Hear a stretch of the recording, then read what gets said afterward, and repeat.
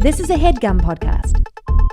This episode is brought to you by Booking.com. Booking.com offers a wide array of hotels and vacation rentals across the U.S. so you can find exactly what you're booking for.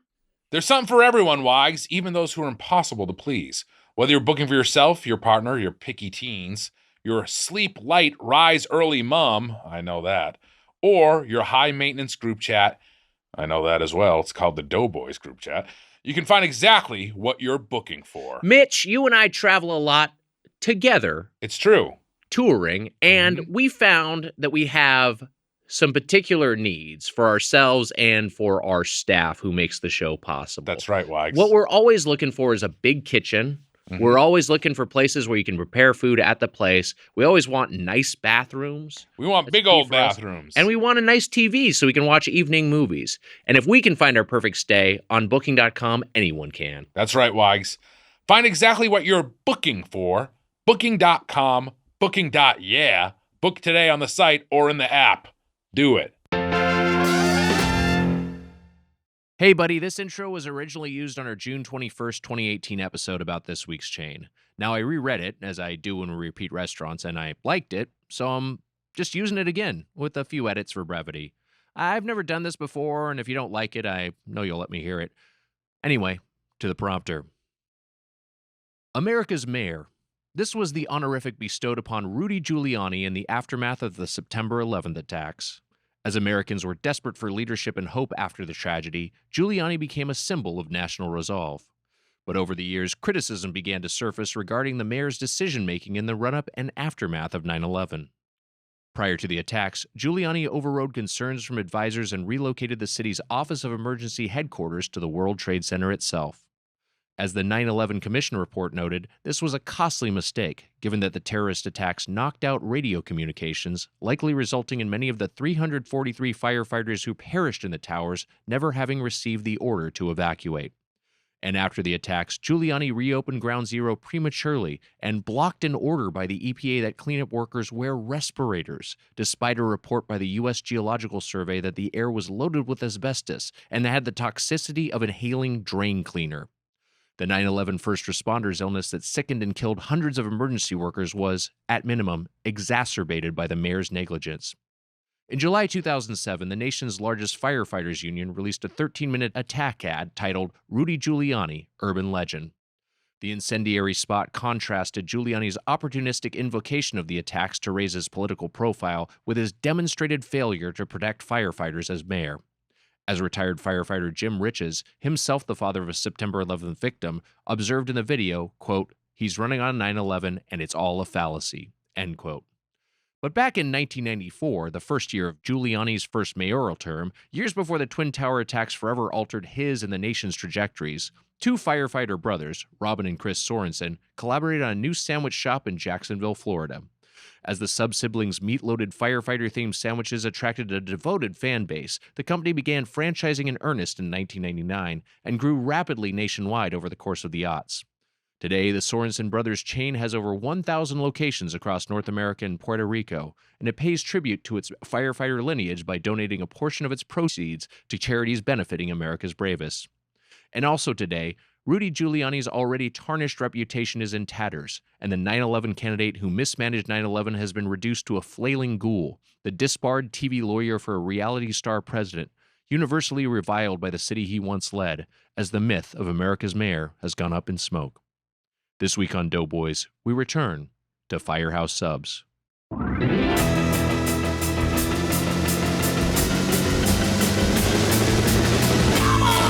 it's the Doughboys!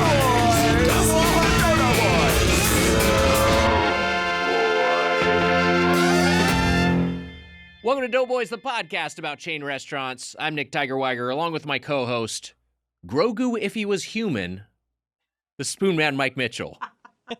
It's just because I went off on Grogu recently. It's because you insulted Grogu. Love the show. He's a 50-year-old baby. Is that what the deal is? I think that's what. That's partly what you're saying. 50-year-old baby. Yeah. I just don't see how I'm like Grogu. Obviously, they're gonna say like a baby dick or something. Yeah, you got a small dick like Grogu. You're kind We of. don't know if Grogu has a small dick. He could be packing. He could have a hanger. Yeah. Yeah, the It's- dong on Grogu. No one talks about it. Whatever he's got, it's bigger than Mitch's. We can safely assume. Love the show. I don't know if Why? I've ever agreed with a single thing Mitch has said about Star Wars, but love that he keeps it real. Peace sign. Hashtag no stew, no stream. So some solidarity Hey, that's for nice of you. Twisted Meadow. Alfredo Solis Fuentes, at Alfredo Film Geek, roastedbirdfuck.com. How about that? Yeah, how about that?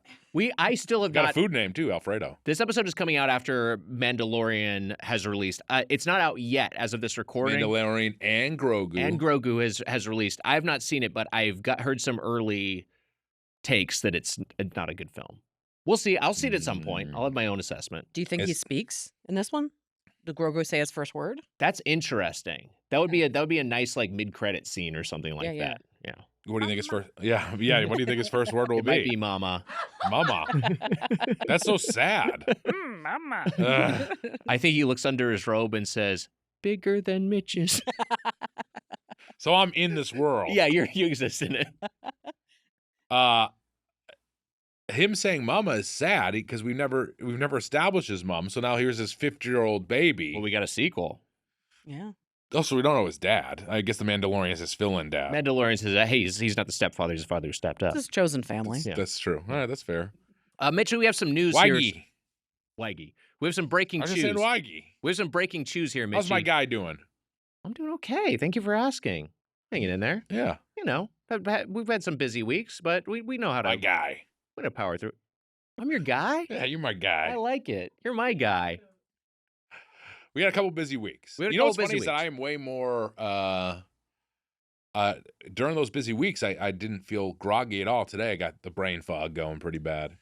It's a weird thing of like I usually don't have any energy, but today I forced myself to go to the gym before work, That can help. and I actually have more energy as a result. It's a weird thing of like.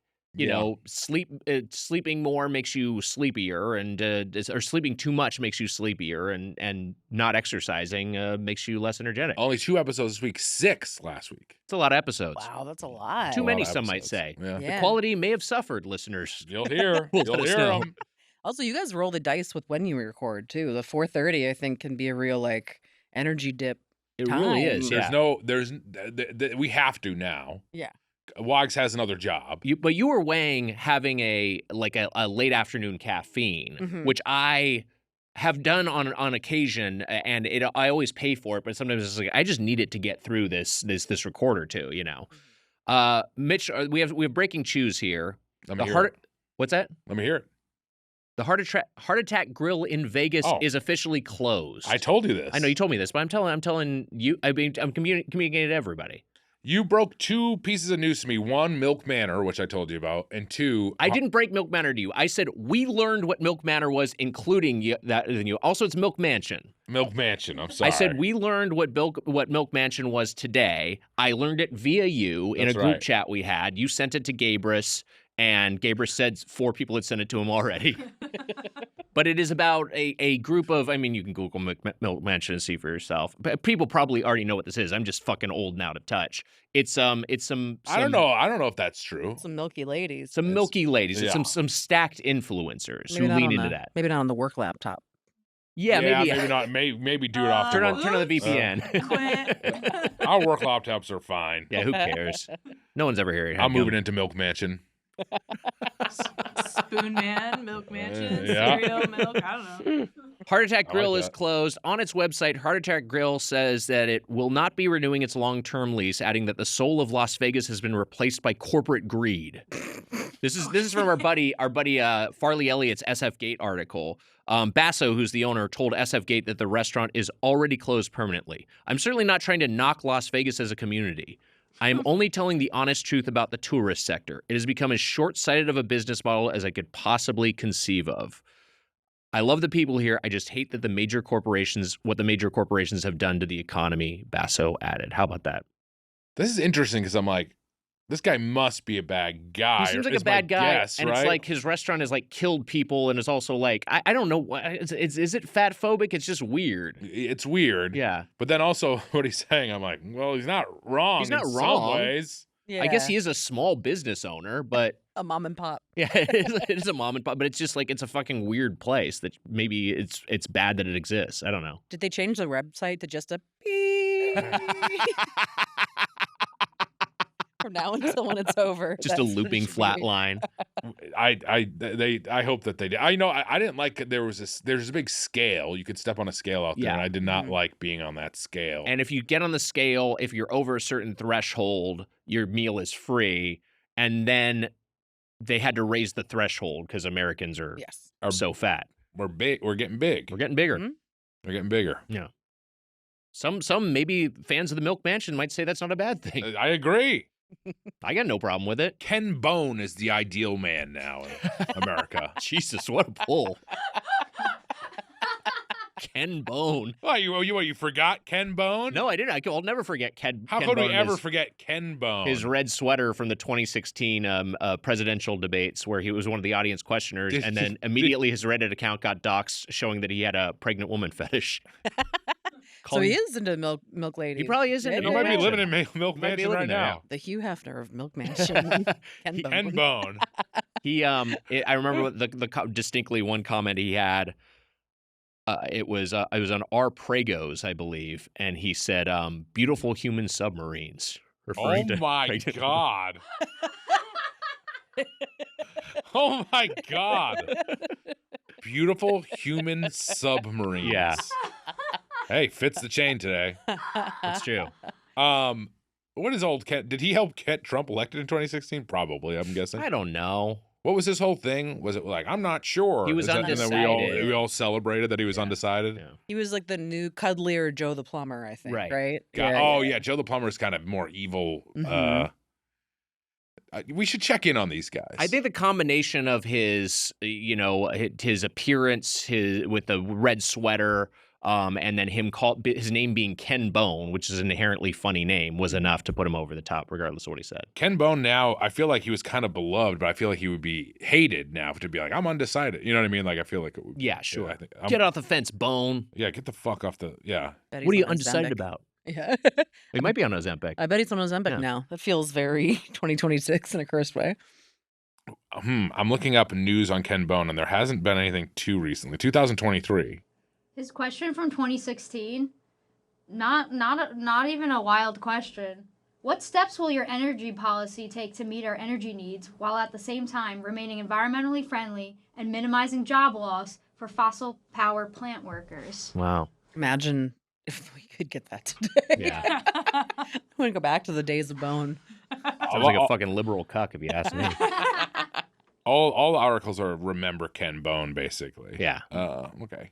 And the internet loved Ken Bone. They loved Ken Bone. I remember. Man, things were about to get pretty bad. People didn't realize it right God, after. I think we got Ken Bone on the show I was working on at midnight. If memory serves, I think we got Ken Bone in on At video. midnight got Bone, huh? We got Bone. Yeah. Wow. I could be wrong, or we tried to get Bone and he was too busy because he was like doing. I don't remember. One of the two. Wonder who his agent was, who got 10% of Bone. Yeah. Probably that guy from Heart Attack Grill. Yeah. Emma, let's hit him with the drop.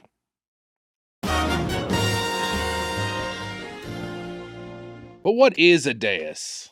Dictionary.com describes it as seats of honor or a throne. Wow. Ask the dais. Ask the dais. Ask the dais. Ask the dais. Ask the dais. Ask the dais. Oh, Yeah, the dais. We should shout out behind the dais. I'm now realizing your guy's job is too easy. Do you want to do the post-production? What the hell? That's crazy. If Emma quit, I think Amelia would just come in with sharp elbows and just like grab power. Yeah. Amelia getting a little bossy today, throwing my leftovers in the fridge. How was I bossy? What's that, boss? Careful Saving calling a your woman leftovers. bossy, Mitch. You're gonna get canceled. Me, the Ken Bone of the podcast?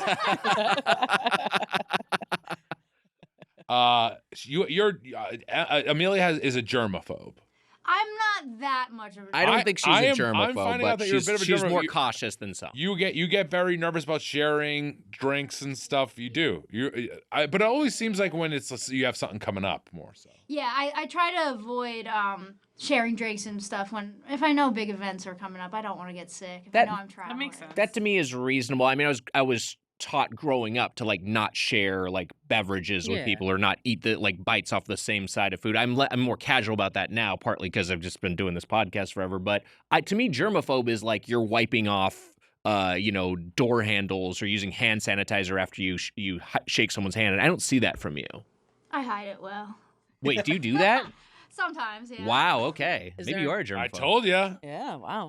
Is there an incident that was No. like the defining moment of this? I've or? just noticed slowly over time, I've gradually have, seeped into maybe it's not problematic, but I could see in 5 years it becoming a problem. But you're a cat owner too, and cats are kind of messy, and you gotta Cats deal are with actually shit. very clean. Don't you have to scoop out their litter boxes though? Yeah, but That's that's true. I hate it. every animal shits though. Yeah, I know, but I mean, it's like I feel like you maybe would get desensitized to that to some degree, but maybe Is you there an can animal that doesn't compartmentalize it. shit? I don't know. I don't think there's an animal that doesn't shit, but there maybe some organisms that have a different method of like some more simpler organisms that don't have. Is like a different pellet? numbers Is of like an owl pellet? excretion? Is that shit? Yeah. Is that you know what I mean? Is that like a shit or is that? I think that something is a different? shit. It's got a lot It's of a shit. bones in it. Yeah, it's Or got bone. bony shit. No, Yeah. they're ones with Bone heavy episode. animals with cloacas. They urinate and defecate out of the same orifice, but they're still One shitting. hole to rule them all. Yeah, exactly. That's the cloaca. It's true. It's true. Hi, Doe fam. A third layer drop parodying the Simpsons Dr. Zayas parody of Rock Me Amadeus in honor of the folks who truly keep the pod running. Wow. Wow, It's fucking Emma and Amelia, bullshit. very nice, very nice shout out and drop form. That's ridiculous. Having listened to the entire backlog of Doughboys episodes, I was shocked to learn recently that Mitch used to work for The Simpsons, ? Wow. Shout out to Ranch in the Discord for the drop idea. Not the ranch we know. Ranch Is that a different ranch? It must be a Uh-huh. different ranch. Cheers, Drop Genie, a.k.a. Laten Tickles in the Discord. Wow. Thank you, Drop Genie. Drops at birdfuck.com. Mitch, Wags. very excited to have today's guest on the show. Very excited. A very funny comedian from the Lady to Lady podcast. Her new special, Milk Job, is available now on YouTube. Milk Job. Brandie Posey is here. Hi, Brandie. Hello. We're all milk and bones, which also go together. Yeah, absolutely. Milk bones do go together. Milk and bones go together. It's a calcium-rich episode. I feel great about it. Yeah, you got to go to your milk job to make your milk money so you can afford your milk mansion. Are you a milk drinker to this day? No. No. My dad is. And the special is named after my dad's milk habit. Oh, I love that. Yeah. He drinks 4 gallons a week. Oh a my lot of milk. That's God. a lot. The face that you were making right now. It's a lot of milk. That's a a lot of lot. milk. Yeah, and it started during COVID. He just got real into it. It's a weird. Does he feel good? No. No. Does he mix like chocolate in or anything? Just He's straight up whole Deeply milk? inflamed, drinking milk all day long. Yeah, that's a lot of milk. Yeah, 2%. We were That's, I wa- that's I wa- more I than saw- that's more than a half gallon a day. Yeah. If my math is correct. Yeah. saw Jimmy Angel this weekend. Wags. Jimmy Angel, the 90-year-old teen idol who performs 91-year-old teen idol. 91-year-old teen idol who performs at the Smokehouse in Burbank. You ever seen Jimmy Angel? No, but I know of him, but I've Yeah. never witnessed it live. It should be witnessed by anyone in the LA area at once. He's quite a showman. Me and Mike Carlson and Sus went. Yes. It was his 91st birthday. He was rocking. He's Oh, yeah. he's He does 3 sets. he does 3 sets. He's running around. Yeah. 91 years old. He sounds great. But people buy him milk because he doesn't drink alcohol. So people buy him milk during the show. He'll have like a cup with milk with ice in it. Like there's like 3 of them up there at where he's playing. And they'll buy him shots of milk too. Does a body good. Truly, that's what I'm thinking. I'm like, it's got to be something to it.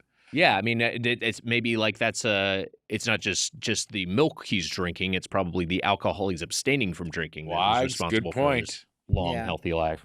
None I of that for me. we know you love the sauce. Wags likes the sauce. A lot of booze, 0 milk. It's yeah. How do you feel about a White Russian? Is that That's what I which don't one? I don't mind a White I Russian. don't want a White Russian. I think that because it became like a kind of a Big Lebowski association, I kind of like stayed away from it once that permeated the culture everywhere. But I Are just Big like, Lebowski fans too annoying? that partly kept me away from Big Lebowski for a while. Yeah. Like I was very late in the game in terms of seeing Big Lebowski, even though I love the Coens because I was like, this fan base is driving me fucking crazy. They also like their hate went over to the and I'm like, the Eagles have made good songs. And I feel like now it's just such a thing of people are like, the Eagles suck. And I'm like, you watched the Big Lebowski when you were 20 and that has Right. stuck in your head. But like the Eagles have made a lot of songs that are good. You're right. So Don Henley's terrifying. I don't want to be on his bad side. Oh, of course. Scary man. Yeah. I love I love Henley. Yeah, it's great. He's great. He's I like good. I like that Boys of Summer song. It's a great song. It's a banger. Mhm. Your special, we should mention, is on. You have a label now, Burn This Records. Yeah, I started a comedy label 3 years ago because most comedy industry things are really bad, and I'm good at spreadsheets. So I was like, well, fuck it, I guess I'll do it.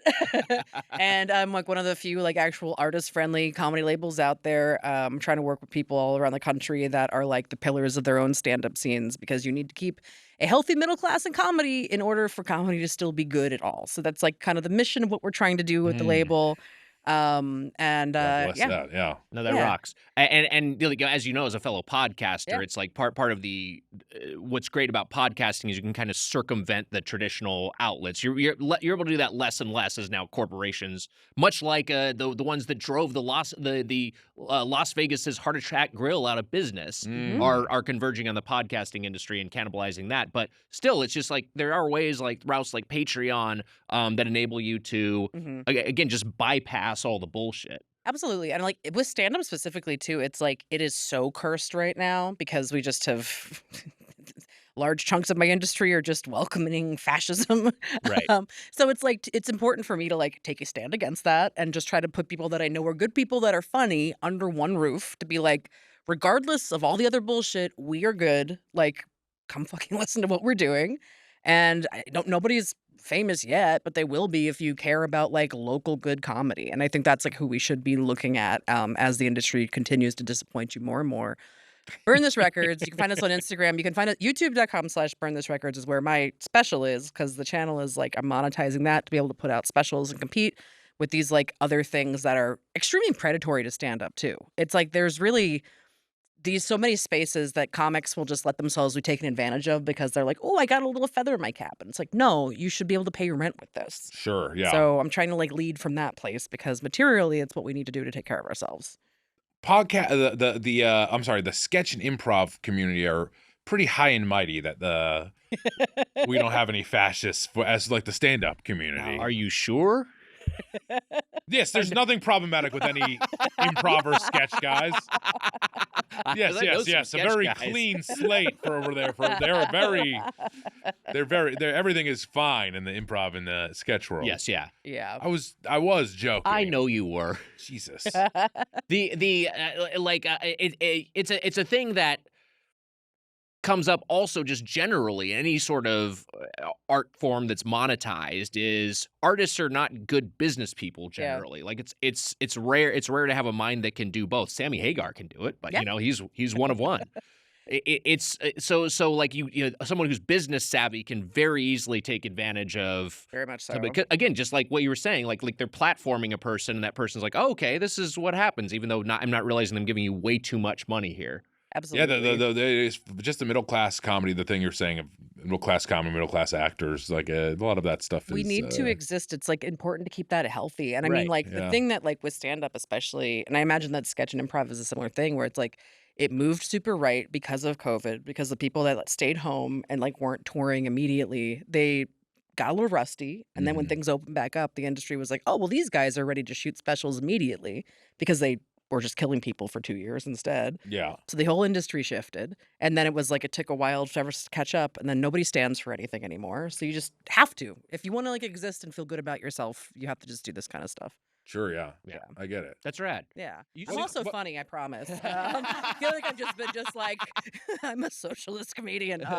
But it is, yeah, you have to stand for something in 2026. So What class is Headgum as far as comedy classes go? Wait, what do you mean? Like the network? We're talking about the middle class. Yeah, I was just Class wondering. clown.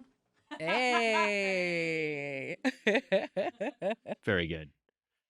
I think putting it in like the ranks of podcasts, probably like upper middle class, I'd imagine. Wow, Headgum is. But you're thinking about Headgum as a network, as like a monolith. That's hard. That's hard for me, unless you're talking about the Headgum, the network side, yeah, which I would think of as its own thing. Versus like the individual podcasts on it. There's some that are bigger, some that are Headgum more is niche. upper. That's funny. That's upper middle class because it feels like we're in a back alley here. It does. Feels like you're gonna hear like a cat and a siren's going off. That's what it feels like when you're in here. I don't smell piss anywhere. You guys are at least middle class. You Well, recorded your special in Portland. I did, yeah. It's a good day. Yeah, Yeah. there'll be a piss smell at some point. You recorded your special in Portland. Where are you on Portland Eats? Because it's a great food town. Yeah, I love it. Yeah. Every time I go up there, I really look forward to it. I like because they have the rule where all the bars have to have food in order to have alcohol. Mm-hmm. So then they're really competing on food too. It's like get good sandwiches up there. It's just served by somebody that's wearing cat ears. It just feels great. Great. There's always a furry with some sort of a wrap nearby. Love it. We were there just recently. We were. Yeah. We didn't even stay there overnight, did we? No. We just got a hotel for the night. We flew in and drove out. Yeah. Yeah. We got a hotel with the dance. Yeah, Remember the there was all teen the dance there was a teen, it was like teen, but yeah, it was like I remember. Why do you think we booked that hotel? It was really strange us was working in the fucking lobby bizarre. prepping our show, and then just like an endless array of teens in like dance moms. leotards Yeah. walking by. It was fucking wild. Really, really unsettling. It was you know what? It managed to be very Portlandy even in like the 7 hours we were there or 8 hours we were there. Yeah. But yeah, a fun city. That'll happen. Like literally, I shot my special. I walked outside, and it happened to be the night of there was like a naked bike ride that just was going past the theater, and I was like, "All right, Portland, we get it." That's dangerous for some people. No, I know. For me and Grogu, it's fine, I guess. But for I don't know if you would be doing that. I would be worried about the logistics of riding a bike, having been on the saddle a number of times, and you usually have something some garment you're wearing if you have, a dick and balls, if you will, to kind of keep it where you're not like scrunched up on it, you're not sitting on it, and so I could see that. I don't know what you do exactly. So you're not sitting on it. Does it, Well, no, it can go in the cavity, like This is- you're we have- tucking like a drag We have queen? very different anatomies, No, he and I, so I it's have more no like idea. you're pulling it up. Like it's more like you're keeping it out of the, because a saddle is pretty. It's got a lot of pressure on the perineum. Yeah. Oh, for sure. Yeah. I would hate to be on seat cleanup duty, I guess, after the naked bike ride. I guess there's no guy who's really in charge of cleaning up the bike seats. I don't know. but- Maybe someone uses a city bike or something. Jesus Christ. No, that's a germaphobe issue. Well, to go back to that, Yeah. how do you feel about leaving out a sandwich on the table? I have no issues with it. I'll have a sandwich out all day and I won't refrigerate. I think when you refrigerate, it gets a little too congealed. That's my issue with it. Like it's gonna happen no matter what, but you put it in the fridge because you're like germs, and and also there are like flies running around. it was covered up though. They were both covered up. Yeah, You they leave crawl like lunch meat inside. out all day though. Yeah. No, I won't leave lunch meat out. No, I'll make a sandwich and then put lunch meat away. Of But course. there's lunch There's meat in the lunch meat sandwich. in So the if you're leaving the sandwich. sandwich out, you're leaving the lunch meat out. Yeah, but I don't know. It's in a sandwich and it's it's usually wrapped up. I think A fly can crawl in. a fly I wouldn't could do crawl fly in. could crawl in. That could crawl in. Mine's that's not a true. germ thing, but I'd be worried about it going rancid sitting out all day. Rancid, yeah. I mean, I think within 6 hours you're afraid of it going rancid. I don't think that doesn't scare. But that's me. we- How do you guys feel? I'm thinking like a party amount of time, like food would be out on That's a board true. for a party amount of time, and I think Yeah. that can be okay. I think I would that's eat some meat. reasonable. I would Yeah. eat meat after a 6-hour party that was sitting out. I don't think it would bother me. The internet says you should leave deli meats out no longer than 2 hours. Where's the I'm source not on that? I'm not that This scared is of a it. Reddit thread. Okay. I'm not that scared of it.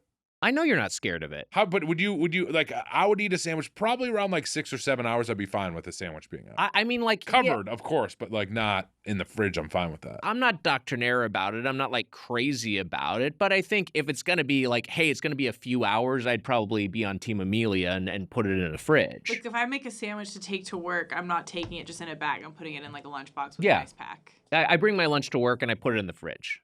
And Sure. it's sometimes it's a sandwich. Yeah. It's But a it's reasonable thing different to to me when it's hot and then it's getting cold. That's fair. Like a cheesesteak. Yeah. I'm thinking in elementary or in high school, we didn't have fridges to put our lunches in, right? So those were that's It's true. just out all day. And I I had didn't an ice pack in and I the didn't have an ice lunchbox. pack either. No, every day It was a I lunchbox. basically every day I had a brown bag lunch that I was just it'd be like a fucking turkey sandwich that was just, on a hot day, just in my hot backpack for 4 hours. With before mayo on it, probably. With mayo on it, Yeah. yeah. And it would be like 5 or 6 hours before you ate it from when it Right. left your house. But I'd also have tummy aches all the time. So was it related? I don't know. That's true. Kids puked a lot in Yeah. elementary school. I think that it was more so that you were drinking a full glass of milk. Speaking of, Yeah. I was drinking a lot of milk. you were drinking a ton of milk. Yeah. And I think that's why you had the tummy ache. Yeah, I mean, like I had milk with. What was your milk consumption growing up? Because I had milk. Wags went to at just so dinner. you know, Wags went to school at Milk Mansion. I drank. You know what? I have milk to me is honestly tied to church in a weird way. Because, like, we would go, the deal was we had to go to church, but we had to go to Dunkin' Donuts afterwards. And then I got like 2 donuts and a That's fun. glass of milk. So I Mhm. very much tied like that reward to having to put up with going to church. So it was like, that's kind of mostly when I had it growing up. Chocolate milk was a big Chocolate milk is, yeah. chocolate. Loved I haven't had a chocolate milk in forever. It'd be nice to have a chocolate milk. I drank so much Choco milk as a kid. Do you? What denomination were you? Methodist. Methodist. Okay. Yeah. And this is in Baltimore, right? Mm-hmm. Okay. Mm-hmm. So Baltimore's got Dunkin'. I didn't know Oh, that. yeah. Wow. Okay. Dunkin' growing up, it was a big deal. How about that? Also, we did regular milk, but then also my dad and I each had our own bottles of Hershey syrup that we would just chug raw, unfortunately. I love that. And I really wish that that's not a thing that I'd been encouraged to do as a child. That rocks. Yeah. Hershey, Pretty fun, do people not like Hershey's? Is Hershey syrup? We think of it as a cheap. My question is, did it get worse? Was it better at some point, and now is it worse? I think yes. Because I used to love Hershey syrup, Yeah, of course. I think yes, but also I think just like people's accessibility to better quality chocolate is increased. That's what happened. So It it just is a changed. combo. Okay, that's fair. Yeah. But Yeah. of course, it's gotten worse. Everything's gotten worse. Yeah. That's true. Nothing's better. That is very true. But I was slurping a lot of Hershey's as a kid, not direct from the bottle, but I was like, I was making chocolate milk at home all the time. That was my way I'd do it. Loved Sometimes we'd have quick, but mostly it was Hershey syrup. And then I'd get some vanilla ice cream. I'm a big vanilla fan, and I just Peter North some Hershey syrup on top of it, and that was like a common dessert for me. Absolutely. Did you guys ever do a Raisin Bran, but then put like a cup of sugar on top of it? Oh, yeah, To yeah. make the sludge? I was always adding sugar to cereal. cornflakes. The cornflakes were before. I mean, I don't know if this is before Frosted Flakes. I sound old as fuck, but when like at my grandma's house, it would be cornflakes, and then just pouring the sugar onto the cornflakes, and it was damn good. The sludge, Yeah, the sludge. that white sludge you could make. Right. The precious juice. Wags, Heart of the Matter and End of the Innocence. I like those are my two favorite Oh, Don yeah. Henleys. And Those the are good Innocents in a Birthday Boy sketch. ones. Wags, that it's true. It's in Ham Hat. Ham Hat. Yeah, and I wonder if that was my love of that song was the reason it's in there. I have a feeling it drove it. 'Cause the it corresponds with your character's appearance. And also the other song in that is a song that I play on my birthday. Oh, that's right. Yeah, Running on Empty. Run on Empty. Anyways, Mitch listens to Some Running on fun Empty by facts himself about- every birthday. At the beginning or the end of the birthday? Is that like when it turns emotionally, midnight, okay. if I'm like by myself and it's turned midnight, I'll listen to it usually. Okay. Wow. It's nice. In the It is dark nice. or a candle? Sometimes in the dark, sometimes it's just sitting there. I'll just kind of sit and reflect. Do you want that played at your funeral, or like your mom, do you want to hear Pitbull's Timber? It's a real thing. Mitch's mom wants Timber to play at her She funeral. says she wants Pitbull's. I don't think we're gonna allow it. Why not? It's her wish. It is her. All right, maybe we'll play it at some point. Not for a very long time. You're not invited Oh, I know, to no, no. either. Yeah. I don't need to worry about it. It's not going to happen anytime soon. It seems like you know a lot. Jesus Christ. It seems like you know something's up, but that's all love I'm your saying. I love your mom. She's a wonderful Yeah, person. and her and I are both threatened and nervous right I'm not now. threatening you. I would ever threaten Mrs. Mitchell. I We've know had you weren't nothing but You great guys get times along. together. You guys get along great. Yeah, we do. If she hears it, does she like think? Is she like excited about the idea of her funeral, or like what's her reaction to the song? She's being funny, but she's like, I want this played at me. We're like, no, you can't have Pitbull. I don't want to hear Pitbull. If that's her real wish, we'll get it out of her at some point. But I don't know if it's her real fucking wish, but it might be. It might be her wish. I think you should play it just in case. Just have it on cue. It's something we don't gotta. I don't We don't want have to to worry think about it anytime soon. Yes, you're from Baltimore, as we discussed. Yeah. Baltimore, a good food city. Really good food. What are your your bites that make you think of home? I mean, the first solid food I ever had was blue crab. Wow. Yeah, that's like kind of a Maryland tradition. It like really is like because crab. Have you guys ever been to a crab feast? I have, yeah. I don't know if I've ever been to a crab. Have you been to one? One time we took a trip. We took a trip to Baltimore. We were in D.C., but we went out. We spent some time in Baltimore when I was when I was a teenager. My brother was already out of the house, and so it was me, my parents, and me and my only child phase. And yeah, I remember going to one of those, and it was just like I will say first off, blue crab is great. The degree of difficulty, if you're a blue crab noob, is very high. Oh yeah, absolutely. It is like it's earned for sure, but it's like that is like a rite of like childhood there. Is like your first memory is like your parents picking crab and like giving you a little piece of it and stuff. And I mean, I love blue crab. We have pit beef, which is like I don't know, charcoal beef that's sliced real thin with a bunch of horseradish on like I'm Kaiser gonna rolls. serve pit beef at my funeral. It sounds fucking delicious. I love a pit beef. I love crab cake. I mean, everything crab related. I'm very into. We also have this thing. Ocean City, Maryland has a thing called the wrapper, and it is like a stuffed pretzel that comes with like chicken wrapped in pepperoni and cheddar inside of it. Oh, And it is like so good. It's my favorite. One of my favorite things in the entire world. Wait, it comes with chicken, or it's stuffed inside of it. So chicken and pepperoni and cheese are all stuffed inside? That's wild. Yeah, What a it's combo. delicious. It's called the Kickin' Chicken. You make room That's for what it. I love it. By the way, it seems like Baltimore is not like Boston and New York City and even Philadelphia all have we've been oversaturated with all of those cities a little too much. And I'm from Boston, and I'm saying this. It's just the truth. Baltimore's an underdog. Baltimore is still, you got the Wire, I guess, but You got the Ravens. you got the Ravens, Great you got franchise. the Wire, but We it got- hasn't been there hasn't been like too much. They haven't like we haven't been like oversaturated with Baltimore in the Right. same way. No, I think the accent is difficult, which Sure. makes it hard for people. Yeah. But I will say we have a speaking of the Ravens, we have an Edgar Allan Poe impersonator that every year on Edgar Allan Poe's birthday, he goes to his grave and drinks a cognac shot. And you can see, and it's been multiple people in the same family have continued this tradition. It's That's amazing. good.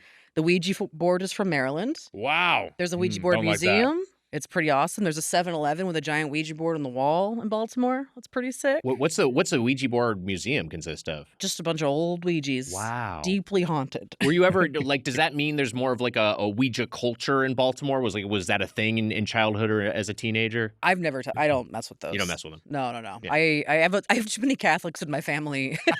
I think to really mess with the Ouija board. I saw Hokum last night. What do you think of Hokum? I really liked Hokum. I loved it. People say I hate stuff. I loved Hokum. You know what I saw?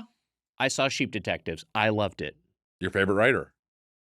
My Letterboxd review was like, I commend everyone involved in this delightful film except for Craig Mason. I have no respect for as a man. But I do think Kyle Balda directed it, who directed Minions. Just a great Illumination director moving into live action. It's just absolutely charming. It's really great. I don't know anything about Cheap Detectives. It's a live action movie? Yes, it's Hugh Jackman is being detected by Hugh Jackman is a shepherd. He's murdered very early on, like within the first 10 to 15 minutes of the movie. And then the rest of the movie is the sheep trying to aid a human police officer in solving the crime. Is this like if Babe was taken? Kind of? It's kind of like if Babe was taken, yeah. Okay, great. Awesome. That's good. Love it. Really into that. Great. That's how it was sold. No, I liked That's it. good to know. Are you a movie person? Yeah, I am, but I go through phases sometimes. Yeah. I just won't pay attention to like what's coming out, and I've been too focused on Milk Job on YouTube to really be seeing anything with a narrative of any kind right now. You get in those work phases because I love movies, and we try to see movies every week, but to go to the movie theater, but. You get in work phases, I was just like, Jesus Christ, 6 weeks has gone by, I haven't seen shit. I haven't even watched anything at home. I hate and then that. you get so far behind. I saw 2 movies this weekend. I always like a Good for you. movie Oh, that's weekend. nice. That's Yeah. always nice. I'm gonna try to hit a couple more this week. We'll see what happens. What? Yeah. It feels like we're getting into there's some fun stuff coming. There's some fun stuff Yeah, coming. we were a Yeah, little bit of a couldn't think slump, of I think, for a minute, but yeah. I rewatched Twin Peaks Fire Walk with me this week. Oh, I've actually never seen that because I it's never finished great. season 2 of Twin Peaks. I've watched like almost all of season 2 and I didn't finish it, so I haven't. I have not watched Fire. Oh wait, yeah, that's the movie. Right? Yeah, it's the movie. Yeah. Mhm. So I never watched it, but I think you know what happens in the. I don't know if I know actually. I gotta find out. You should. It's great. We're doing a rewatch on Lady Lady's Patreon because Babs has never seen it, and we're doing like The Twin Peaks, the show itself, or well, just one episode, like the first season. We just started a new thing where we're watching one season of a show that one of us hasn't seen, and I had to watch Dawson's Creek, unfortunately, and Oh man. now I'm making Babs watch Twin Peaks so I can have a break. This watch is something happened to good. me with Twin Peaks and Deadwood, 2 shows, and I love both of them. But Deadwood, how many seasons? Is there 3 seasons? 3 or seasons. There's Yeah. 3 seasons. Like with Deadwood and with like I watch them for so long and then I just will fall off for a while and then I'm like I got to start it again and then I'll restart it and I'll just watch the first season again and then fall off again. Maybe I just should pick up the second season and watch like a recap of the first season or something like that. I go through will just watch a show like that, just watch the entire thing, and then I won't watch anything narrative for like 4 months. And but I really I'll watch the same 5 episodes of Forged in Fire over and over again. I'm very into a knife making reality show. Or have you guys seen Homestead Rescue? That's the only other reality show I watch. Wait, what is that? It's on HBO. And it is like bar rescue except with homesteads. Love And that. it's a family from Alaska that's very good at homesteading, going out to find people who are like slow motion family annihilators is how it feels to me, where I'm like, why the hell did you move your family to the middle of the woods with no survival skills whatsoever? And it's amazing because you feel like you are like learning something about how you could live off grid, but then also you are judging people that made so many bad decisions. It's amazing. Oh, man. As someone who's seen a lot of bar rescue, I'm mapping bar rescue onto homesteads and just imagining someone walking into a poorly run homestead. We're shutting this whole place down. That's exactly what is happening. That's great. It's amazing. And the family that fixes them is from Alaska, and they're crazy in their own right, and it's awesome. Yeah. Your wife left you because you don't know how to grow crops. So many of these people just move to the middle of the woods and they haven't had a toilet for 4 years. Wow. And then this family shows up and then they yell at them for not having a toilet. It's 1 p.m. in a podcast studio. Where is everyone? I love Taffer to do podcast rescue for Headgum. Podcast rescue is good. He changes the name to like Potty's Place. And then we close in like 3 months. That's what always happens. Taffer comes into a business, completely fucks it up, drives away all the Doughboys is loyal hat boys. We like regulars. We review fancy Yeah, hats. yeah. No one cares about food anymore. You review hats. Hats. Nice hats is the thing to review. So I give this fedora 5 brims. Mitch, what do you think? Our Patreon goes down to 0. There's got to be a few fat hat guys on the. You know that there's There's a some few. fat hat guys. There's out some there. fat hat guys Yeah, out there. there's those Venn diagrams overlap. Have you ever been in a bar rescue bar and just felt that it was before you Yes. had it confirmed? Yeah, I've been in a couple. I mean, there's some in L.A. Yeah. Oh, So yeah. there's, I mean, Dimples was rescued, and Dimples I think is closed now, I think perma-closed. so, yeah. But there's also a sports bar in North Hollywood, or is it Burbank? There's one near when we were like several podcast networks before. Yes. We were Yeah, right near a yeah, bar yeah, rescue yeah. bar. And it was like a dive bar. It was a right? dive bar, and like yeah. people liked it as the dive bar. We went in there, didn't we? Yes, and it's like one Was of those there an things NBA where game playing at that point? There was something. Why were we there? I think we were there to watch a sporting event. That would make sense. I know why we were there. Why we Because there? we used to record up there. Yeah, we recorded right by there, yeah. That's what it was. Was yeah. it Champs? I think it was Champs. Yeah, Champs Sports Pub. that sounds right. Yeah. Mhm.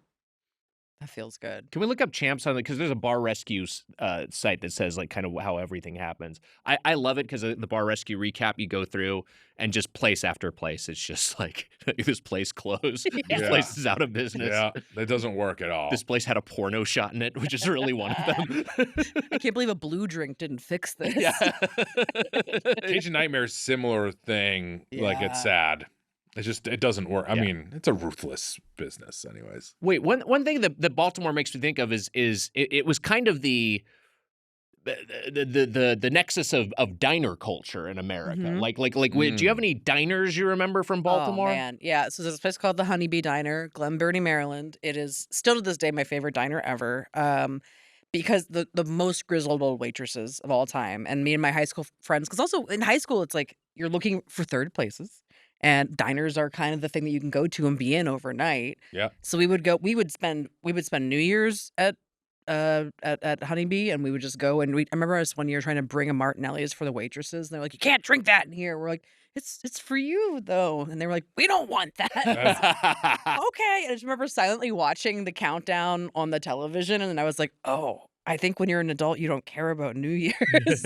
Yeah. It was a fun lesson to learn early on. That rocks. Yeah, You're usually in bed before the clock hits 0, right? These days, yeah. Yeah. I'm not someone who bothers to stay up anymore. I mean, I'm just such used to my old man sleep schedule. But the one thing I think of, because I'm thinking specifically the movie Diner, where they have fries with gravy on them. Oh, yeah. That's a Baltimore thing. It is. Yeah. I feel like you see a lot of gravy on stuff. Well, there's also like not biscuits and gravy, but there's like chip beef and gravy. Do you guys know what that is? I've heard of chip beef. And Yeah, gravy. that feels Okay. very growing up to me. Also, Scrapple is a big deal there. Oh, Scrapple. Well, Scrapple, which I associate with Scrapple. Pennsylvania, but it's Yeah, part yeah. of Baltimore It too. bleeds down on Okay. into it. Yeah, I love Scrapple. Scrapple, everything but the oink. I've never had it. It's really good. It needs to be crispy. I think personally, some people it's gray otherwise, so it should be crispy. What is the texture like of Scrapple? It's real mushy in the middle. It's like you know how like you get like a sausage patty sometimes. It's like if that was like a little looser, kind of. Sounds delicious. Sounds good to me. Yeah, real loose sausage patty.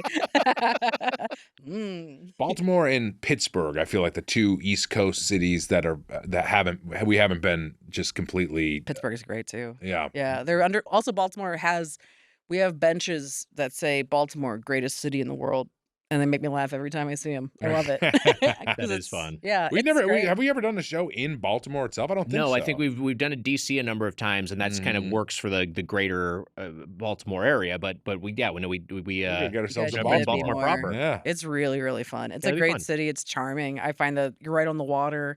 It smells bad most of the time, but it's just like it's really great. Everyone's just like descended from like an old waterman of some kind, and it's just got a lot of charm to it. Charm Massachusetts felt City. that way for yeah. No, nothing. We're all the same now.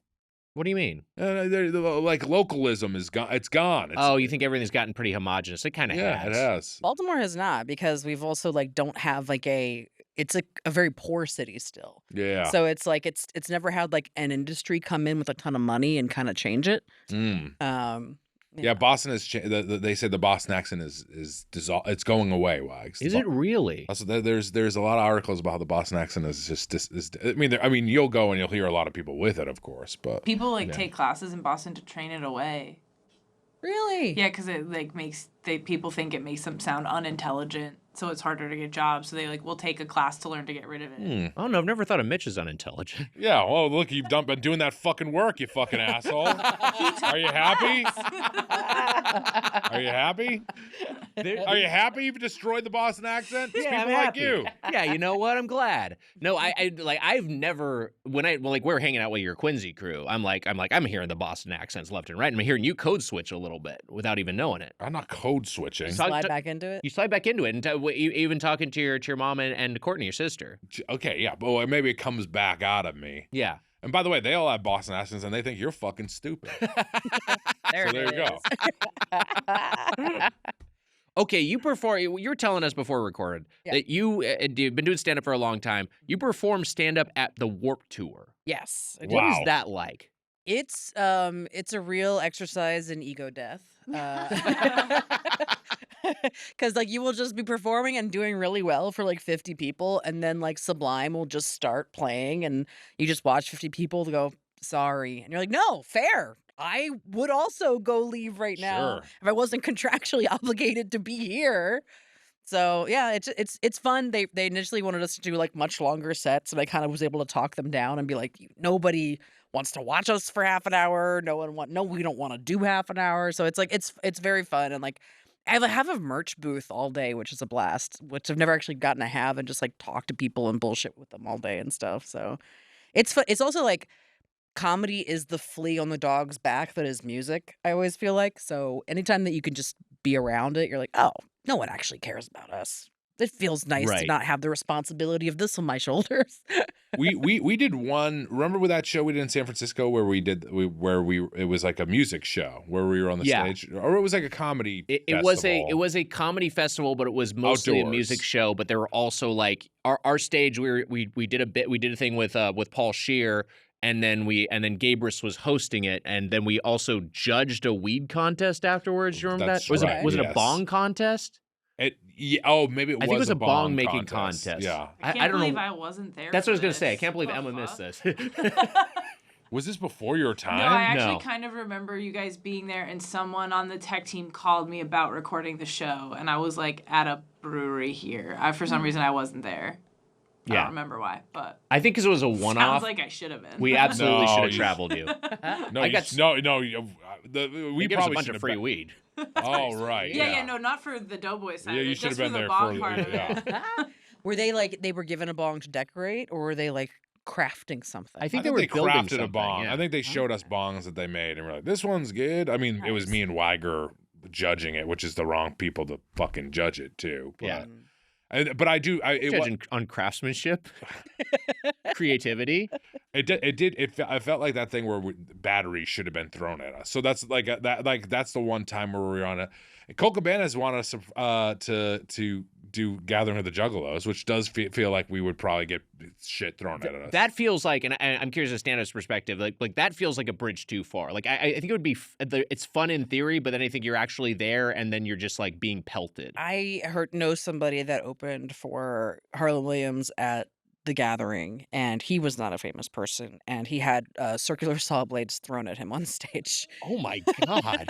So he got off the stage about 30 seconds later and was like, "You're gonna have to pay me, but I'm not going back up there." Jesus So, Christ! ICP is playing Warped Tour Orlando, so I am going to see them, which I've never seen them live before. I'm very excited. Circular saw blade. Circular saw blades. Yeah. Just a crime. Yeah. just a I full-on- guess that is just a full-on crime. Jesus. Yeah, because I remember before that I was like, I would ironically go to The Gathering. That could be fun. And then I was like, oh, I don't think that's actually fun. Yeah. think It's one thing to have like snowballs and Yeah. like bottle rockets shot at you, but Mhm. Jesus Christ, I'm gonna get actually very badly wounded. Yeah, exactly. Wow. Like to keep all my digits intact Yes. at a gig. Yeah, I'm not Feels that like they might committed. be easy to throw too. It feels like it's like a. Feels like Cut you could really yourself, get too. somebody with one of those things. Yeah, I think you could. Yeah. It's like a shuriken. Yeah, it is like a shuriken. I agree. Man, remember when Ninja Stars used to be like all the rage? What happened to Ninja Yeah. Stars? Bring back Yeah. Ninja Stars. And that thing that Xena Fucking had sick. too, right? Yeah. That would be sick. What happened to thrown weapons? We need a thrown weapon resurgence. I don't know if we need throwing weapons back. I don't know if I I'm not agree with saying you. like in reality. We have plenty of weapons in reality. I'm saying like in 80s and media. 90s, there was a big ninja thing. There's a big ninja which is, thing. The There was. ninjas have been around for a very long time. But I also think shurikens became bigger than ninjas themselves, and then you just see like throwing stars, and they're fucking awesome. I mean, the turtles brought along a lot of The this. turtles brought along a lot of it, but then also like in Eraser, Schwarzenegger has a fucking knife he throws. Mhm. Yeah. Yeah. Projectile weapons Yeah, like that. Yeah, well, projectile weapon I think is a larger Guns thing that includes- encompasses guns okay, and stuff. all right, Yeah, all right. and specifically thrown weapons. All right, thrown weapons. Yeah. I feel like there was a point when it's like guns came in and it became real lazy, right? Because before Yeah. it was like all the throwing stuff was like kind of fun, and then then we started fetishizing the guns in our action movies a little bit more. We have axe throwing as a thing now. Like Oh, people yeah. go to axe throwing bars, so it bars, feels yeah. like let's get some fucking throwing back into Mhm. our movies and TV shows. Yeah, they should do more throwing. I Throwing's agree with fun. that. Throwing is Yeah. fun. A spear, like boom. I'd like to get a sai. Can you throw? Do you throw a sai? I think you can throw a sai. I think it's more likely to be handheld, but you could do one of those. Boom. That'd be great. Yeah. You guys see the new Mortal Kombat, my man. I know. I can't believe I haven't seen it yet. If you guys went to the Renaissance Fair with us last weekend, All you could have right. done some axe We throwing, threw some all knife the throwing, things. some spear throwing. I They think had they had the little stars. That's stars. awesome. Yeah. Yo, shout out to Maryland's Renaissance Festival in Crownsville, one of the best ones in the country. I've heard from several Renaissance performers. Let's go. It's the top tier one to perform at. It rules. Really? Yeah, Amelia yeah. was dressed up as a jester, I believe. Yes, I Yes. was. Oh, cool. It rocked. We had a blast. It was me, Emma, Mike, and Gabrus. We threw a lot What a of crew. things. We threw spears, knives, and axes. We didn't do the stars, I guess. We didn't do stars. But we had a lot. We threw a lot. I didn't join you guys, but then when I saw how long you were there, I was like, I am thrilled I didn't go. You were there for like 9 hours. We got there at Oh, noon and we dang. left at 6. We were there for 6 hours. 6 hours, You had a all right. great time, though. We You had had a blast. Fucking We had a blast. I would blast. have It looked stayed fun. all It looked night fun. if I could. It's our behind the scenes team, and then also Gabrus, our most frequent guest. It was basically the fun version of Doughboys, just minus me and Mitch, sulking and complaining. It looked fun as hell. It was a It blast. was really fun. If you've never, I'm not even like Renaissance Fair is not my like shtick, not my thing. I'd never been to one, didn't know what to expect. 1,000% would go back. I had Oh, I so much love fun. I've been What to an one. I've been to open, fun one before. community. Yeah, they're Everybody fun. was there to have a good I time. want to get chastised by that lady as I that was as I really drink fun. beer. Yeah, Yeah. She would like pour the drink down your throat and be like, "Yeah, Say you, fresh like, things. Yeah, you take that. Oh, you're doing really good." Like It was like, it was wild. That is way It too was- up my alley. It was such a weird like mixture of that and then like families with their kids. Yeah. Yeah. Oh, totally. There's also like a look that you only see at a Renaissance festival, and it's like a man who has seen too many boobs. There's like the end of Oh, the sure. day because of just like all the like push-ups. Everybody's got their boobs out. Yeah, you just there's a look He at a has man's smile eye. curse. He just is like, Yeah, yeah. It's like I didn't know you could see to the end. It's hilarious. I love it. Well, back home to Milk Mansion. Yeah. That is so like she force feeds you and is mean to you at once. yes. It's not even And mean, praise it's and more like praises. fresh. It's like like Yeah. a combo of like being mean but also like praising you at the same time. for- Yes. For taking Okay. it down. I don't think you'll ever go to It's a great. Renaissance Fair. What do you think of that? I would say like kill the praise. You maybe could ask for that. I didn't. I was gonna say now experiment. you might go to Renaissance Fair after Yeah. hearing about how you can get chastised by by And a lady. fucking ninja stars apparently. You know, Yeah. they're all Yeah, I can throw those. Mhm. fucking sick. My But you're a man who goes to bed before New Year's. But if we're talking about an The afternoon Renaissance Fair activity, ends at 7 p.m. It It does closes 7 at p.m. 7 p.m. those are Wiger So, hours. yeah. I Do was you hear like on my Natalie? couch. Do you hear Natalie like blowing the horn in the other room on New Year's Eve as you're asleep? Is it like that sort of situation, or is it you're both in bed? We'll usually go to bed around the same time. Yeah, Okay, all right, fair enough. but she would absolutely have a party without me. Amazing. You're in the other room watching fucking Sheep Detective. Wait, you've been to the Baltimore Renaissance Fair? Oh yeah, growing up every year. It's also That's awesome. I love it's it. so popular now that you like cannot get tickets day of. Like it's when the tickets go on sale, the entire summer sells out like in like, the first day. Do you have It's- a favorite thing that that you Yes. look forward to at the Ren Fair? Yes. So my favorite performer of all time actually is a Renaissance performer at the Baltimore at this one. He is the juggling chainsaw comedian, and this is a man Whoa. that he juggles things with a chainsaw on a unicycle, but he has told the exact same act my entire life, and it gets more and more dead-eyed every single year. And it's amazing watching him just go through the motions, but just be chucking this chainsaw in the air. You can feel the divorce on his body at this point. It's so funny. And then, like, maybe 10 years ago, he asked people to throw things up on stage to juggle with his chainsaw. And this guy, like, threw up a copy of Big on DVD. And I was like, why the fuck is Big here? Who brought Big on DVD to the Ren Fest? Why?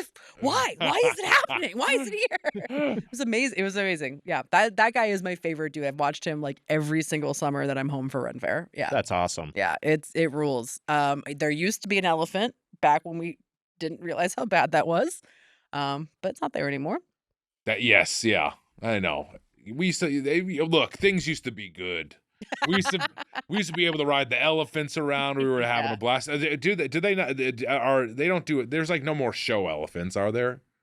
Or no? I mean, I think there's maybe some circuses that do it, but it's You become can't much more taboo. ride an elephant anymore. Basically, I is think kinda what it probably is. some states where In you other can, countries, but you can. other but I countries, don't Sure, think sure, in, like, sure. the circus sense, no. Mm. Maybe in Missouri. Did you ride an? I did as a child. I rode an child, elephant. yeah. A lot of people have been on the back of an elephant. I've never been on an elephant or a Mhm. camel. I have.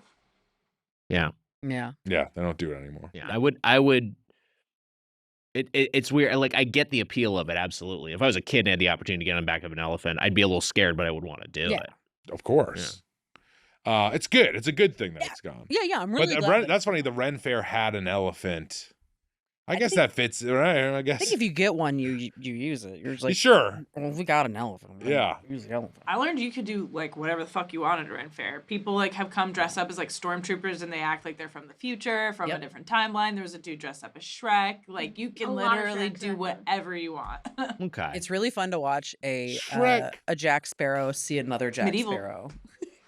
Yes, there was a Jack Sparrow. We saw It's Jack always Sparrow. great. Yeah.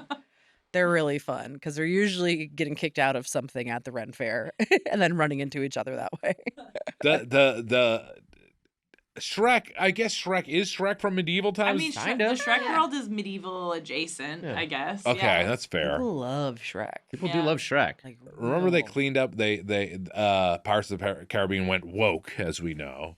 But then they added in Johnny Depp at the end. What a fucking misfire it feels like. Is it Yeah. still in there? I think Depp's still in there, yeah. Depp is still in there? I think Jack Sparrow's still a presence. It's a Yeah. good animatronic. It is a So good you gotta say animatronic. that. I agree. Yeah.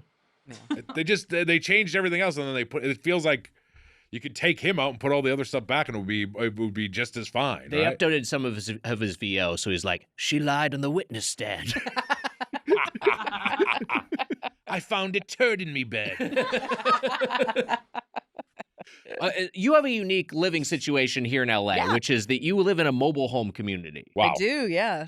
I love it. You've lived there for a while now. I have, yeah. So I've been there for 12 years now. It's funny because it's in a very cool neighborhood in the city. I love it quite a bit, and It is a cool neighborhood. I know it is. Yeah. yeah, it's really fun. And like my very first stand-up tour I ever went on, I was gone for 6 weeks, and when I was gone, the apartment on either side of me got sprayed for cockroaches. So I came back to a horrible infestation after my first triumphant tour around the country.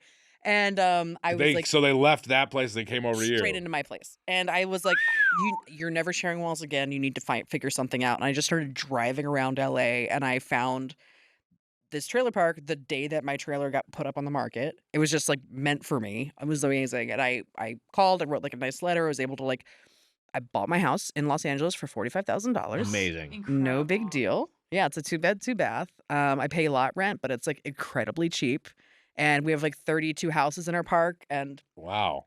it's a lot of old people, then also young people, and we're all friends with each other. And we have like potlucks a couple times a year, and we have like Halloween decorating contests and stuff, and it's really awesome. And one of my favorite things about Los Angeles. It's such a cool, like, it's It like, seems the way you're fun as describing it, hell. yeah, it seems It's like a really great. cool, I mean, small I'm sold. community. Yeah, Yeah. it sounds good as Yeah. hell.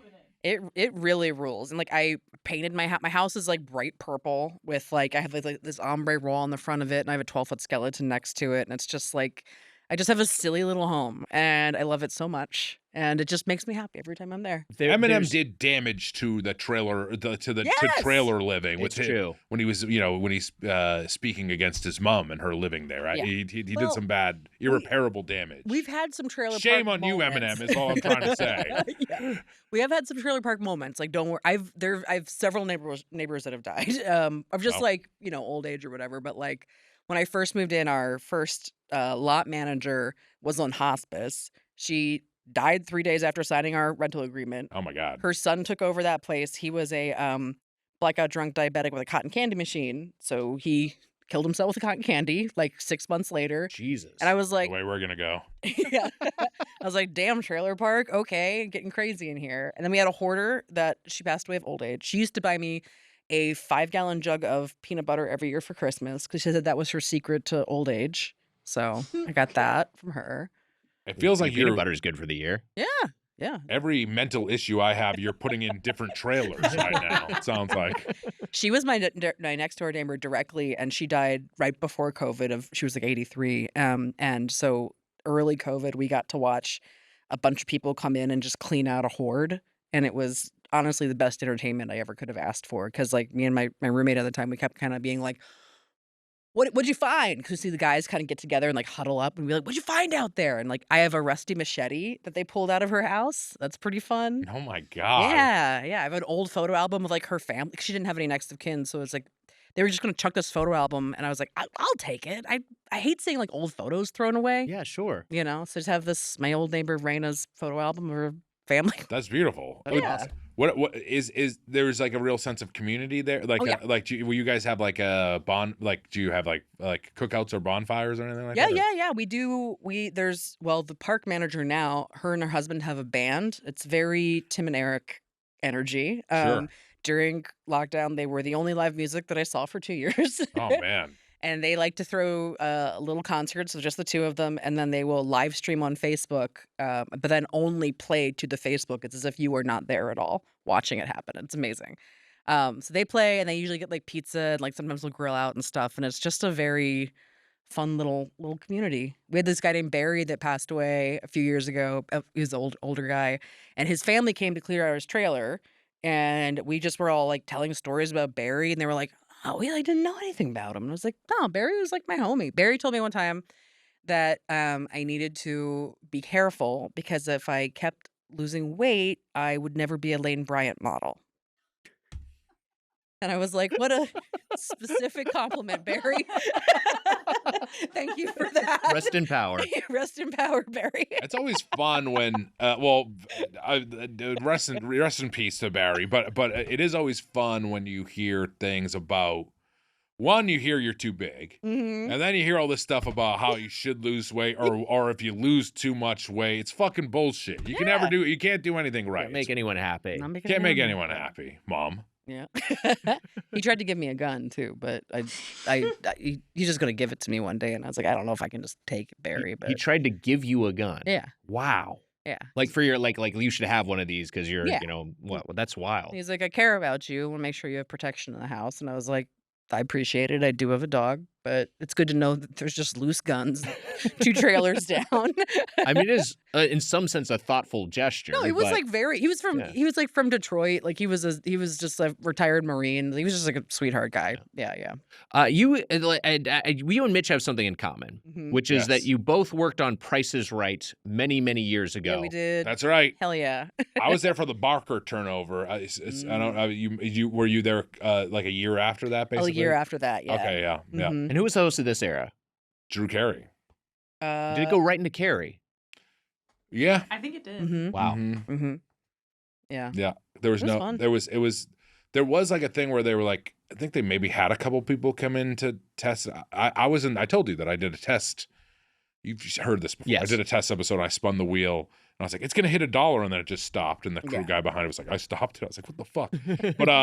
but I was a page there at the time, and for comedy hero Bill Maher, I was also a page for Bill Maher. Love that. Yeah. Damn. I never saw any of his handkerchiefs, but he masturbates into a handkerchief before every show. Allegedly. Allegedly. And it's silk. And it's silk. Is that a Patreon tier that he has with the Club That Random might- going on?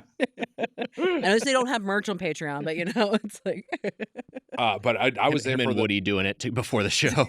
Wait, was that? Him and Woody Allen doing it before the show.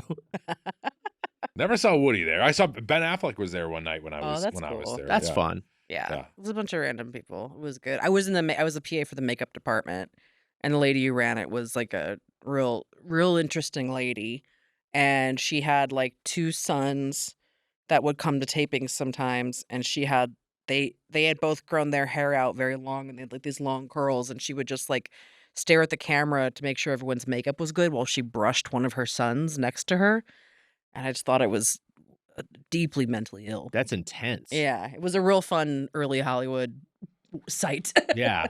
I'm surprised I've never gotten this treatment in my life, but I mean, I love it. Yeah, just brushing a son next to her. Here's a question. Here's a Price is Right question that I don't know if I've ever asked you, Mitch, but since we're kind of bridging 2 different generations of the show, what was the food situation like there? Like, was there craft services? I'll tell you this. Yeah. No, not for me, because I was CBS page and I was just leading people in. But backstage, probably. But this is just the old school Hollywood thing. But there was the CBS cafeteria felt like you were on a real working lot. It was like you were in there, and I'd like see Bob Barker sometimes, like shuffling through there and stuff like that. You would see like Days of Our Lives actors. It felt very much like Hollywood is happening, and now that whole I think they sold that entire studio, didn't they? Like Yeah. Yeah, it's gone. I think a billionaire owns it or something now. Yeah. That's cool. Yeah. Like I would walk around and some guy would be like, "Hey, nice jacket." And I was like, "It's Billy Ray Cyrus telling me my Page jacket is nice." It felt like kind of Hollywoody, and it felt that it was like it felt like that, like when that was kind of dying, where you'd be like, "Oh, I'm seeing all these sorts of kind of different Hollywood personalities or whatever." Yeah, you're like clocking in. It felt like you were like, all right, now it's lunchtime. We're working. It felt good. Yeah. Yeah. And this, I liked the cafeteria at CBS TV City. That was what it was. I miss cafeterias. Yeah. Yeah. There's one at my current work. It's fine. Not only that, you got to. Yeah. I'm not trying to dox you. You got a Paquito Mas. We do have a Pugino Mas there. That's great. Ooh. Yes. So you get no complaints about that. But How is it? Does it just taste like Paquito Mas? it tastes like Pugino Mas. This is it's on the Warner Brothers studio lot. And it's their You ain't getting in. Even if they try, they ain't getting in you can there get in. on a studio Yeah, tour. take a studio tour. It's very easy to get in. Just roll off of the cart Yeah. because you're trying to go get to the Pinot. There's a lot of Might effort to seem try a to little kill wily. Wiger if that's what you're Yeah. trying to do. Don't come there to kill me. Yeah, don't go there to kill him. We'll see. What song were we playing at your funeral? Oh, great question. Also, you're in good news. You're in good shape there because if they do shoot you, the pit is right. It films right there. Noah Wiley could step up to the plate. You know why they can save your ass? It'll be 3 episodes to fix my bullet wound, but I'll come out on the other side. But then I'll have a permanent boner. I'll tell you the song he's playing. His favorite song to listen to while he drives is "No Music Whatsoever." It's true. I do like to be alone with my thoughts. So I do think it might be appropriate to just play some white noise. Okay. Maybe just play a little bit of that for a bit. White noise Let on people the just way sort out of of the sit with fucking their thoughts funeral. for a bit. Not even listening to anything. Just sort of like, what's going on in here? That's the priest is just doing that into the microphone. Give him a little music. All right, the Tetris theme. Perfect. They're They're spinning your casket around to put into the grave.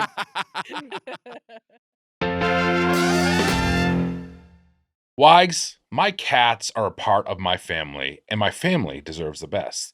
That's why I order Smalls Cat Food, fresh, protein-rich meals that support cat health and happiness so my cats can live their best 9 lives. This podcast is sponsored by Smalls. Smalls offers fresh, protein-packed cat food made with preservative-free, 100% human-grade ingredients you'd find in your fridge delivered to your door. For a limited time, get 60% off your first order plus free shipping at smalls.com/doughboys. Did you say podcast?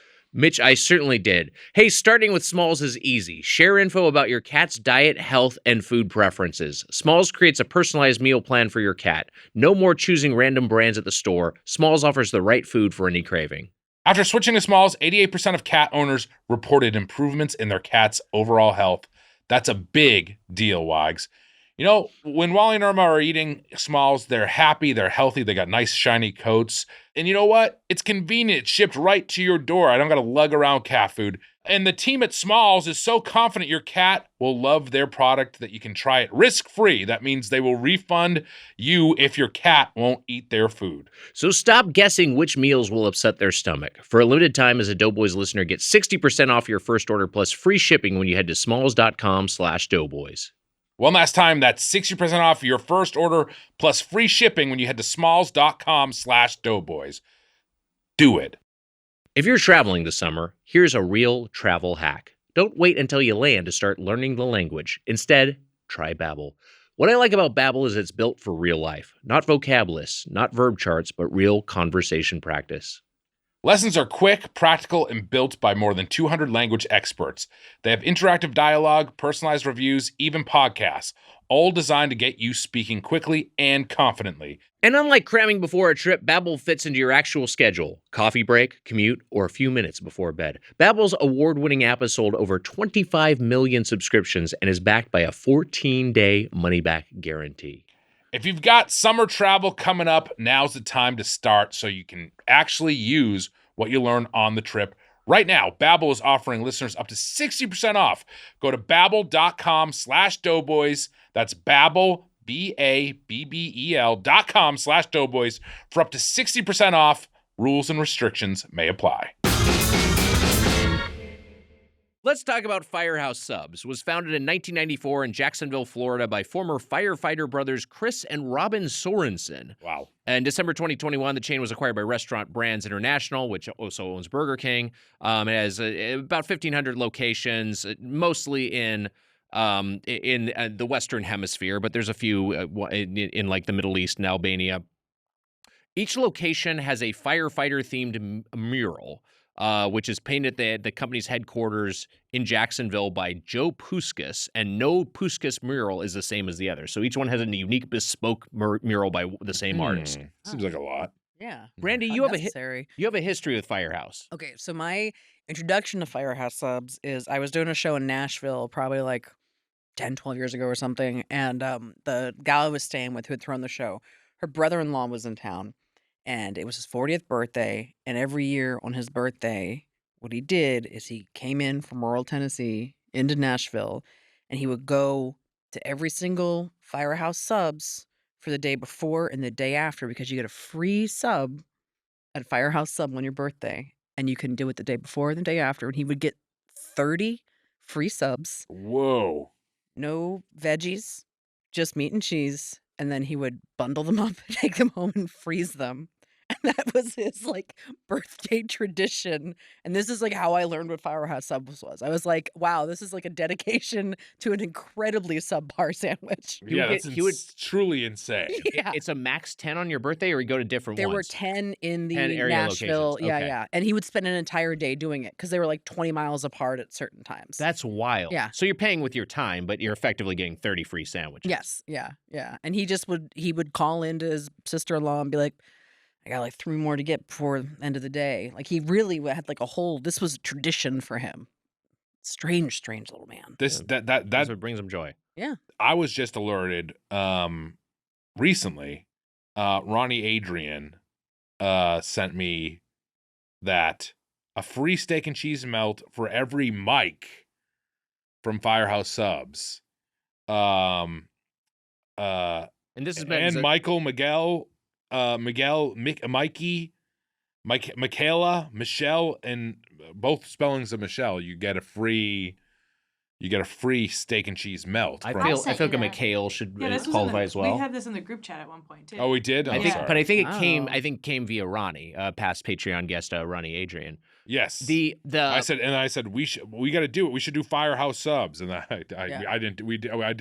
Ronnie, we're gonna get you on for another episode, but not Firehouse Subs. oh, but- you Sorry, told that to Ronnie. Ronnie. yeah, I did say we should get Firehouse Subs. Sorry. I didn't do it. Sorry.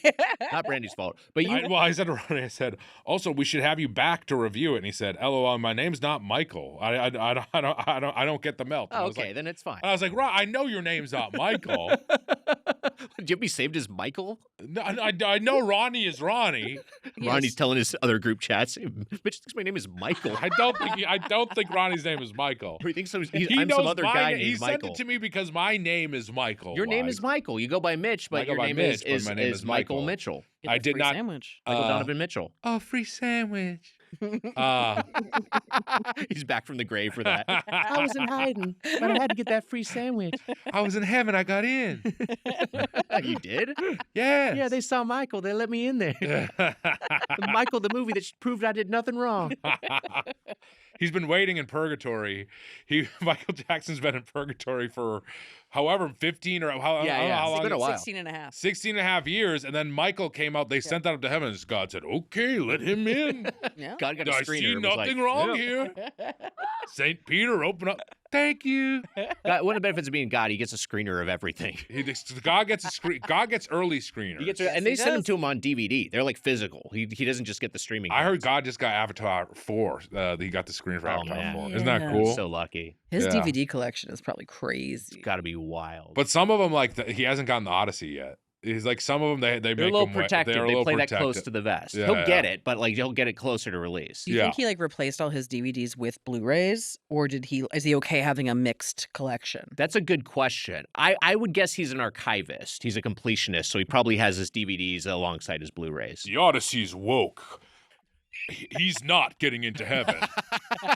Sorry, Christopher Nolan, you're out. This is the big controversy: is that people? Did you not know Really? this? The Odyssey's woke. The right wing, you know about this.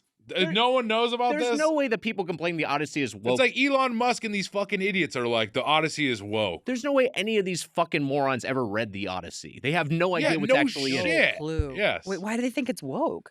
It's for a reason We I don't need don't to even get want into to it. say Okay, on the yeah, podcast, yeah. but they're fucking morons. Oh, That's of course. Yeah. yeah. But Yeah. hey, God agrees, and Christopher Nolan's not getting into heaven. I've like so at Firehouse Subs, I've had The story continues. Well, come in anyways. We'll find out in part 2. Thank you. So Firehouse Subs, we've reviewed on the podcast before. But it's been a while. That was, I think, maybe our first episode with Mary Sohn, if you remember, back in the day. Oh, That has now wow. become a regular guest, Yes. frequent, beloved guest, Mary Sohn. But I remember eating Firehouse Subs at Palmerston. At Palmerston, this is where we used to record the podcast, your apartment. But I've also, I used to go to Firehouse with some regularity. And Jersey Mike's completely supplanted it. There was a point where it's kind of two-handing. I'll go Firehouse because I want like a hot sub. They'll do a fun hot sub. And they're like, I'll go to Jersey Mike's and mix it up. And then at a certain point, it's like, Jersey Mike's is just strictly better than Firehouse. Infinitely better. Yeah. And much, much better. They got a better soda selection, too. Like, no mural. Unfortunately, I'd like a mural of just a Jersey guy. I think That on would the be side fun. of each one. Yeah. They will have speaking of soda, we don't talk about this a lot, but they will have wild cherry Pepsi on Fountain, which is that's a great soda. I like a mural of just like a guy in a white tank, like a Jersey guy in a white tank top. Exactly. Just a sunburned Italian. It's my favorite. Those motherfuckers don't burn. It's true. Which will be good for them in the afterlife. All Italians go to hell. It's like all dogs go to heaven. That's the sequel. to what I'm talking about. Oh, I can't believe Trump's not down here. I wanted to meet him. I sent them what's the name of the movie? I sent him The Apprentice. He let me in. You like my Trump? Yeah, that was really good. That's really good. It's pretty. Right now they have a steak and cheese melt. Steak and cheese, not milk. Milk? Steak and cheese melt. Milk mansion, beautiful. It's a beautiful mansion. It's beautiful, folks. We love it. They have a steak and cheese melt, and they have a chicken and cheddar rancher, which are kind of their Rancher. LTOs. I think it's Ooh. called the rancher, right? Am I right about that copy? Rancher's a funny like a Because rancher's a profession. yes. Yeah. I like it. I'm not saying anything bad about it. You know who has a great ranch dressing?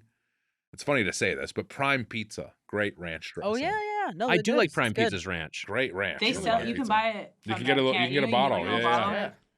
Except it's not like a sealed, like it is No, just it's like a homemade bottle. it's like a homemade bottle. Which I so kind of yeah, like. It means it's the same one you're getting from the restaurant. They're just like putting it in a bigger bottle for you. It's And- not like some weird different version. the only downside is that it's like this lasts like a week. I think like the expiration date was like basically a week. Yeah. Yeah, I have a week from today to finish my bottle of ranch. I'm just sipping on it. that. Not It's a that good challenge, expiration dates though. matter to you, but I go by expiration dates. I think a sandwich can be out of this fridge for 5 to 6 hours. It's fine. but if the fridge is right there, you might as well just use it. No, it congeals in How, a different what does that way. mean, It congeals. How It does turns. it congeal? You get what I'm saying?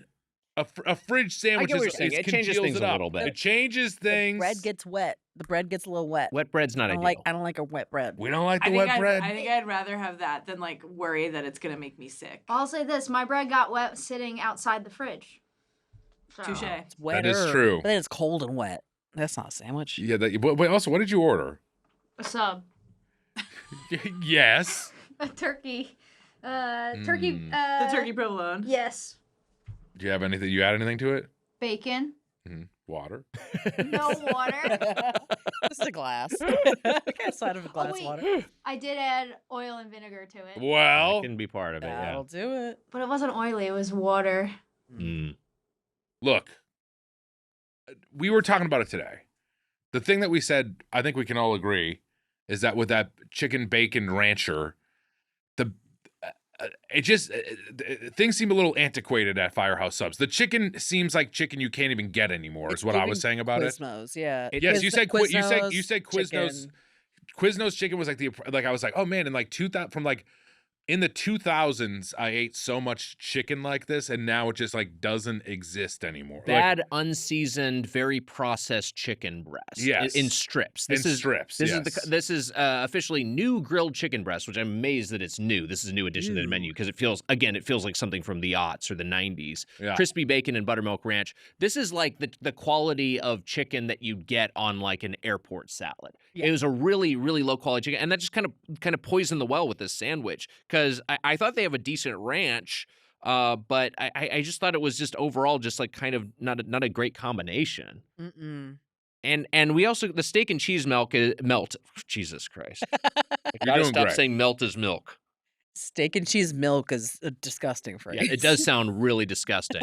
We just gotta check into Milk Mansion for a weekend and get you. You'll be fine after that. You won't be making these mistakes. Anyway, check out Brandie's special melt job. Oh, fuck. Get milked on YouTube, everybody. Come on. Steak and cheese melt, shaved steak, provolone, brown sugar, caramelized onion, and peppers. I thought this was also pretty gross. I didn't This know is bad. The brown sugar is off. Yeah, what are we doing? Why are we doing that? Wait, the brown sugar was in. The caramelized onions were brown sugar caramelized onions. Oh, weird. Yeah. Yeah. Here's another thing. The protein is just bad in it. It's The a really steak- low-quality steak. The steak is bad. And that's its main sin. Yeah. And I can tell you, look, we know that. What the fuck did Jersey make? Bain Capital or where the fuck it got bought by? It got bought by Bain Capital was the Mitt Romney one. I believe it got bought by not Rourke Capital though. That's another one that buys up a bunch of restaurants. I believe it's Blackstone. Black Rock, Yeah. Blackstone. Blackstone, yeah. Oh, good. Bain doesn't own Jersey Mike's. Yeah. That's a plus. Yeah. You adopted Mike's way. I was born in it. That was good.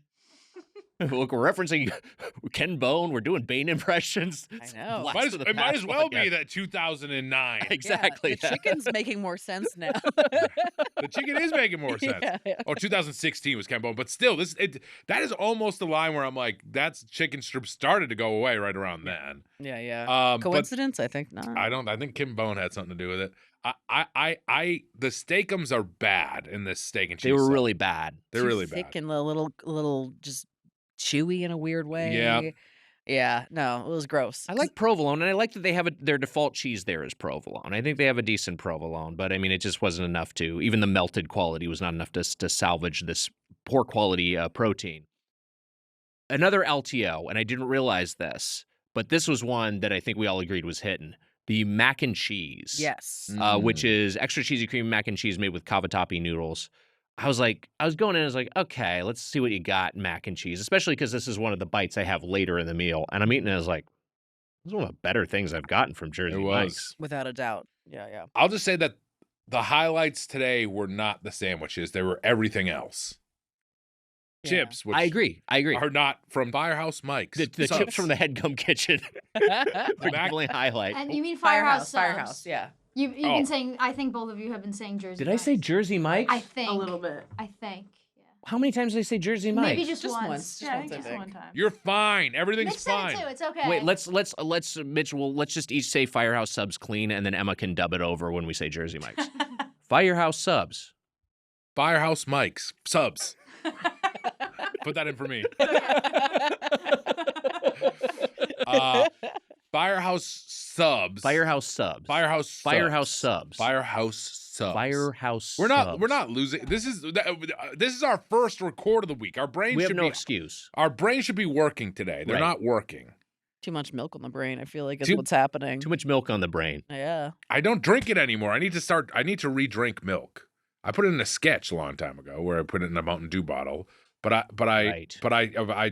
don't think I drank it since that sketch. I haven't drank like a glass of milk since I did a sketch about it 14 years ago or whatever. I did the gallon milk challenge in college. It failed, but Yeah. I was challenged to it by a guy that was like mind fucking one of my friends over, and I was like, sure, but we'll do it at your place. And then I just puked all over his bathroom and said, I guess you win, and I walked out. That's good as hell. Power move. Yeah, it felt great.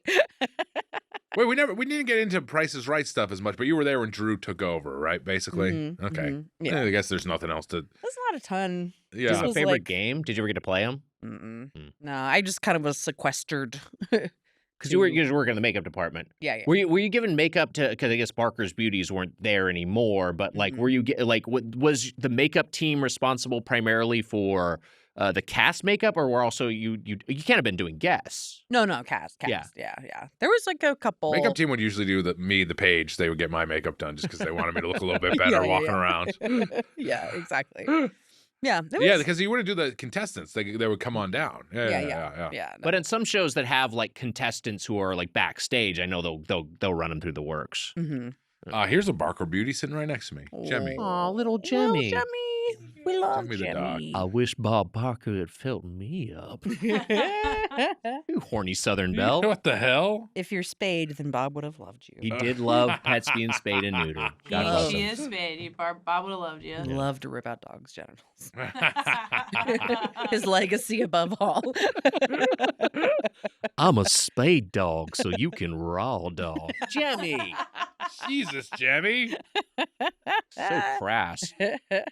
Here's what I like. The mac and cheese, which I thought was great. And you're Yes. taking home to go, like I the am. leftovers. Yeah, I'm taking some home too. That's a testament to it. I thought I think their pickles are good. And I like that you get a pickle spear with every sandwich. And the other sandwich I ordered for myself was a 4-inch tuna on wheat. And I thought that tuna was pretty good. Really? It's one of their only cold subs.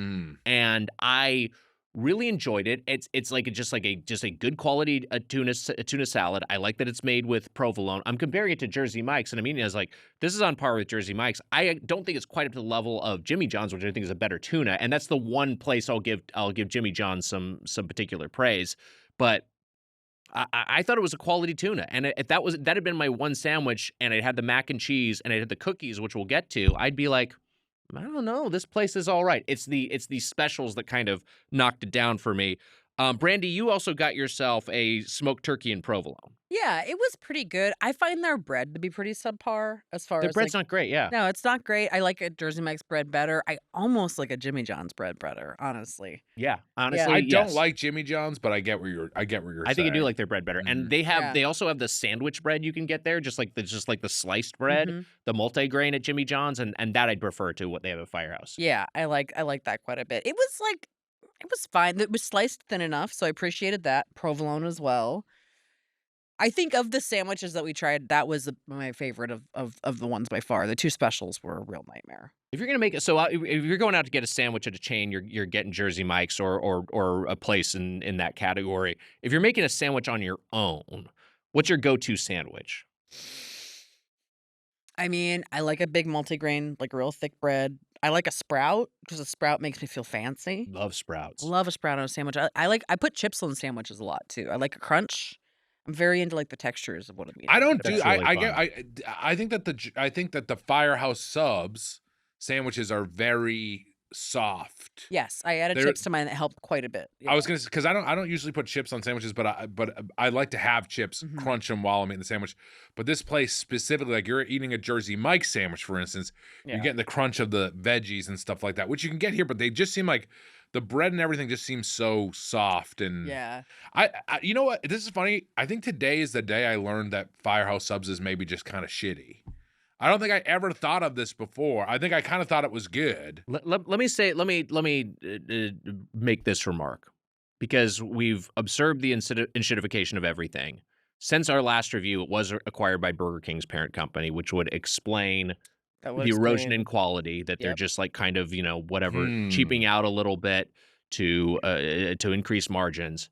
When we reviewed it in 2018 with Mary Sohn, I gave it a 4 and you gave it a 3 forks 3 times. Now, without spoiling our fork scores, mine's going to be nowhere near that today. But is it possible that Firehouse, which I used to get regularly on my own, was just better at a certain point? And maybe partly it was a pandemic, maybe partly it was the acquisition by this private equity firm. But whatever it is, it's just sort of like this place it has gotten shittier.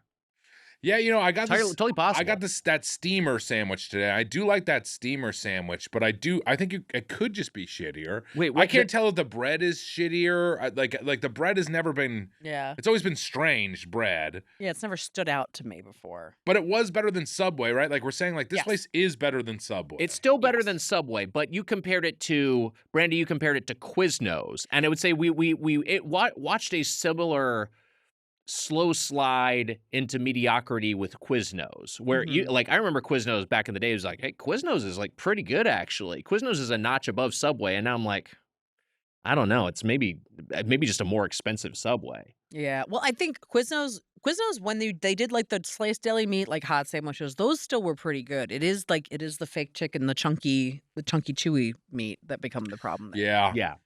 Because They at least would toast that. I guess that's maybe another thing is like it toasting is maybe good. tasted The like toast a little is nice. toastier or whatever. It felt like it firmed it up a little bit. I have no idea. Remember when Subway was like, "Oh, we can toast it. I promise, we can do it too." They put And then- toasting ovens in there real quick, and it kind of ate. And then kind of Quiznos killed lunch, yeah. Quiznos. Yeah, I mean, they also did. the location issue with Quiznos too. Firehouse has that similar problem of that like Firehouse subs are fewer and far.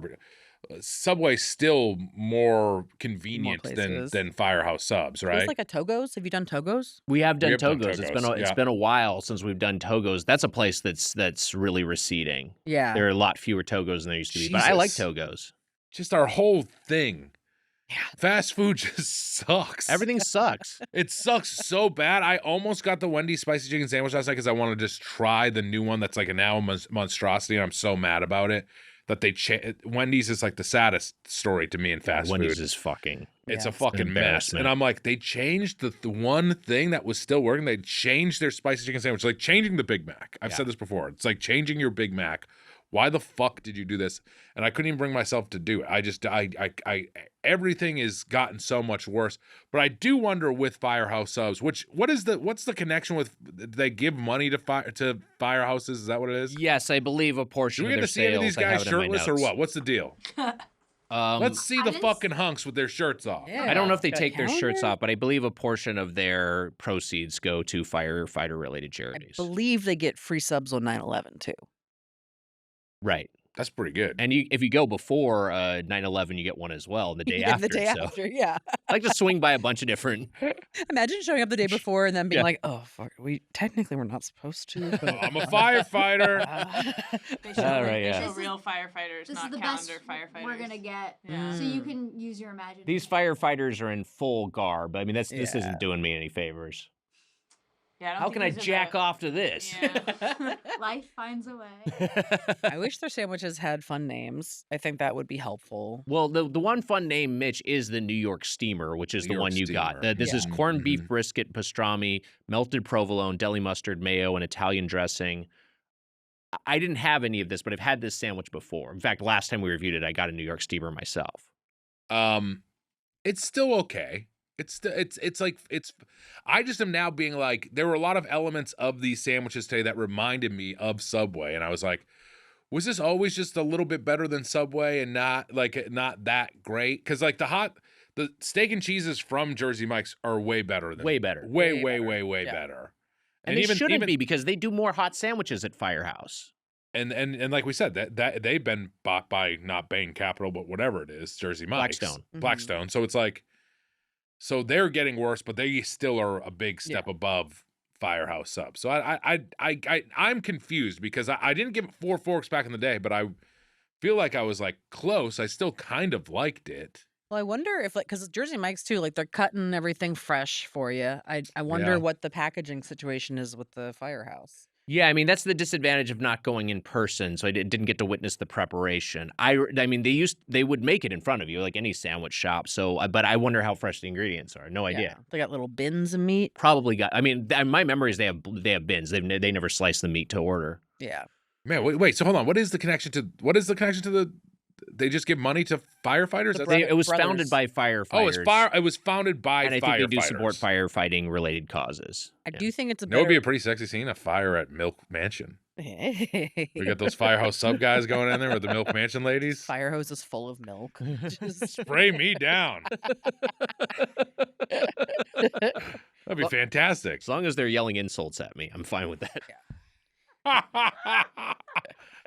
Get out of the way. We're trying to build the fire. Get fucking all worked up. Fucking idiot. That's what I wanted. I do think it's a better sandwich than Cop sandwich, which is a horrible other Yeah. place. Cop sandwich. Cop sandwich is not It's great. not great. Not great. We don't like it. Cop roll. I mean, Yeah, they Cop- treat me great at Cop sandwich. I won't even go to Ice Subs. I'll go to Ice Subs. I go to mean, Ice but Subs. I don't support Ice I Subs. don't support it, but I'll go there. Yeah. But then yeah. I'll steal a bag of chips. Hell I'll be yeah. like, Yeah. you know, First these baked responders. lays. Take are that, not your bottom line. patriarchy. Yeah. Yeah, take that, patriarchy. Yeah. Ice Subs, weirdly good ice. They have very good. They have good pellet ice Yeah, there. Good pellet ice. Yeah, Yes. yeah. Yeah. It's really, really, really high quality stuff. Yeah. I mean, if you're gonna have something, at the very least. You gotta do that. Yeah. Cop sandwiches. Yeah. None of these places. Firehouse Sub is better than those other two. Yeah. I Yeah, would for say. sure. First responders pita palace is not great. First No, responders yeah. is bad. Yeah, First yeah. responders is no good. I like Emma, Amelia. How are your sandos? I ate half of mine. I enjoyed it. I'm going to take the other half home. I used to get Firehouse all the time in college, and it does feel like the sandwiches have gotten significantly smaller. Like, I used to get a sandwich, and I felt like I could eat half for dinner tonight and the other half for dinner tomorrow. This sandwich does not feel that way. It feels much smaller than, like, a Jersey Mike's. They a still- 4-incher is pretty. Is that a mini at Jersey Mike? Or is Yeah, fucking huge 4-incher. hey, to Handle Grogu's of this the much world. meat. I mean, I'm saying is a mini at Jersey Mike's? Is that 5 inches? I don't even think it is. I don't know. I forget in terms of. I think the regular is length there. 8 inches, and then yeah. It's 4 inches, 8 inches, and 12 inches are the three sizes at Firehouse. And Oh, yeah, but I think also within the sandwiches themselves, they may just be using less protein. But Emma, which sandwich did you get? I got the turkey and provolone, no onions. So you both got the same sando. Yeah. Yeah. Mhm. Yeah. Mine was mid. Yeah, it's like that Yeah. because that's a baseline Jersey Mike's order for Yeah. me and you as well. Yeah, if I was sitting at home, like, I want a sub for dinner, I think I'm going to get Jersey Mike's because it feels like more bang for my buck. It's a bigger Right. sandwich. I like it better. Yeah. Just more feels meat in fresher. it. Better Yeah, a little quality. fresher. Yeah. I like getting it Mike's way. Yeah. I like that there's a way. Jersey love Mike's Jersey Mike's fucking way. wipes the floor with fucking Firehouse Subs. Who are we kidding? Oh yeah. Come on. I just thought of a character, What's that? Jersey Mike DeLorean. This is the Mike's way. That's a character? Yeah, this is a guy. That's what he says. I don't know if it's a character. Okay, well, it's like a thing that he would say. Are you going to see Mandalorian and Grogu? Yeah, I'm going now. Yeah, I'll Out of see grim curiosity, I'll yeah, see it. I'll see I don't it. think I'm gonna like it. Yeah, I doubt you can like it. Where are you on Star Wars? Casual. Yeah. Yeah. Yeah. I like the movies. I like it as an event. There's a lot of it now, and I just Too haven't much. kept up, so it doesn't feel special. And I don't think it's for me. So I'm kind of just like, whatever. You don't need to watch What do any you of think? Can I the ask you what you Disney think of Plus Jersey stuff. Mike DeLorean? This is Mike's way. What do you think of that? Well, do you think it's a practical puppet or do you think it's a CGI situation? That's a great question. Practical. It's gotta be practical. Okay, just making sure. Yeah. Because Grogu they were initially going to CGI him. Oh man, I Do hate you know this- Grogu do you so know much. this- I the do story? like the fact that Grogu is a puppet. I like these practical. Yeah. That is helpful. That is helpful. What's his the name? thing I think sucks. Werner Herzog loves the puppet He does. so much. He's kind of the I know, reason I they didn't know, CGI I it, know. which And I I think love. he doesn't really know what Yoda is. He just No. liked the puppet in and of itself. Yeah. I like that. Yeah, yeah. I love that Werner Herzog doesn't know what Yoda is. That's great.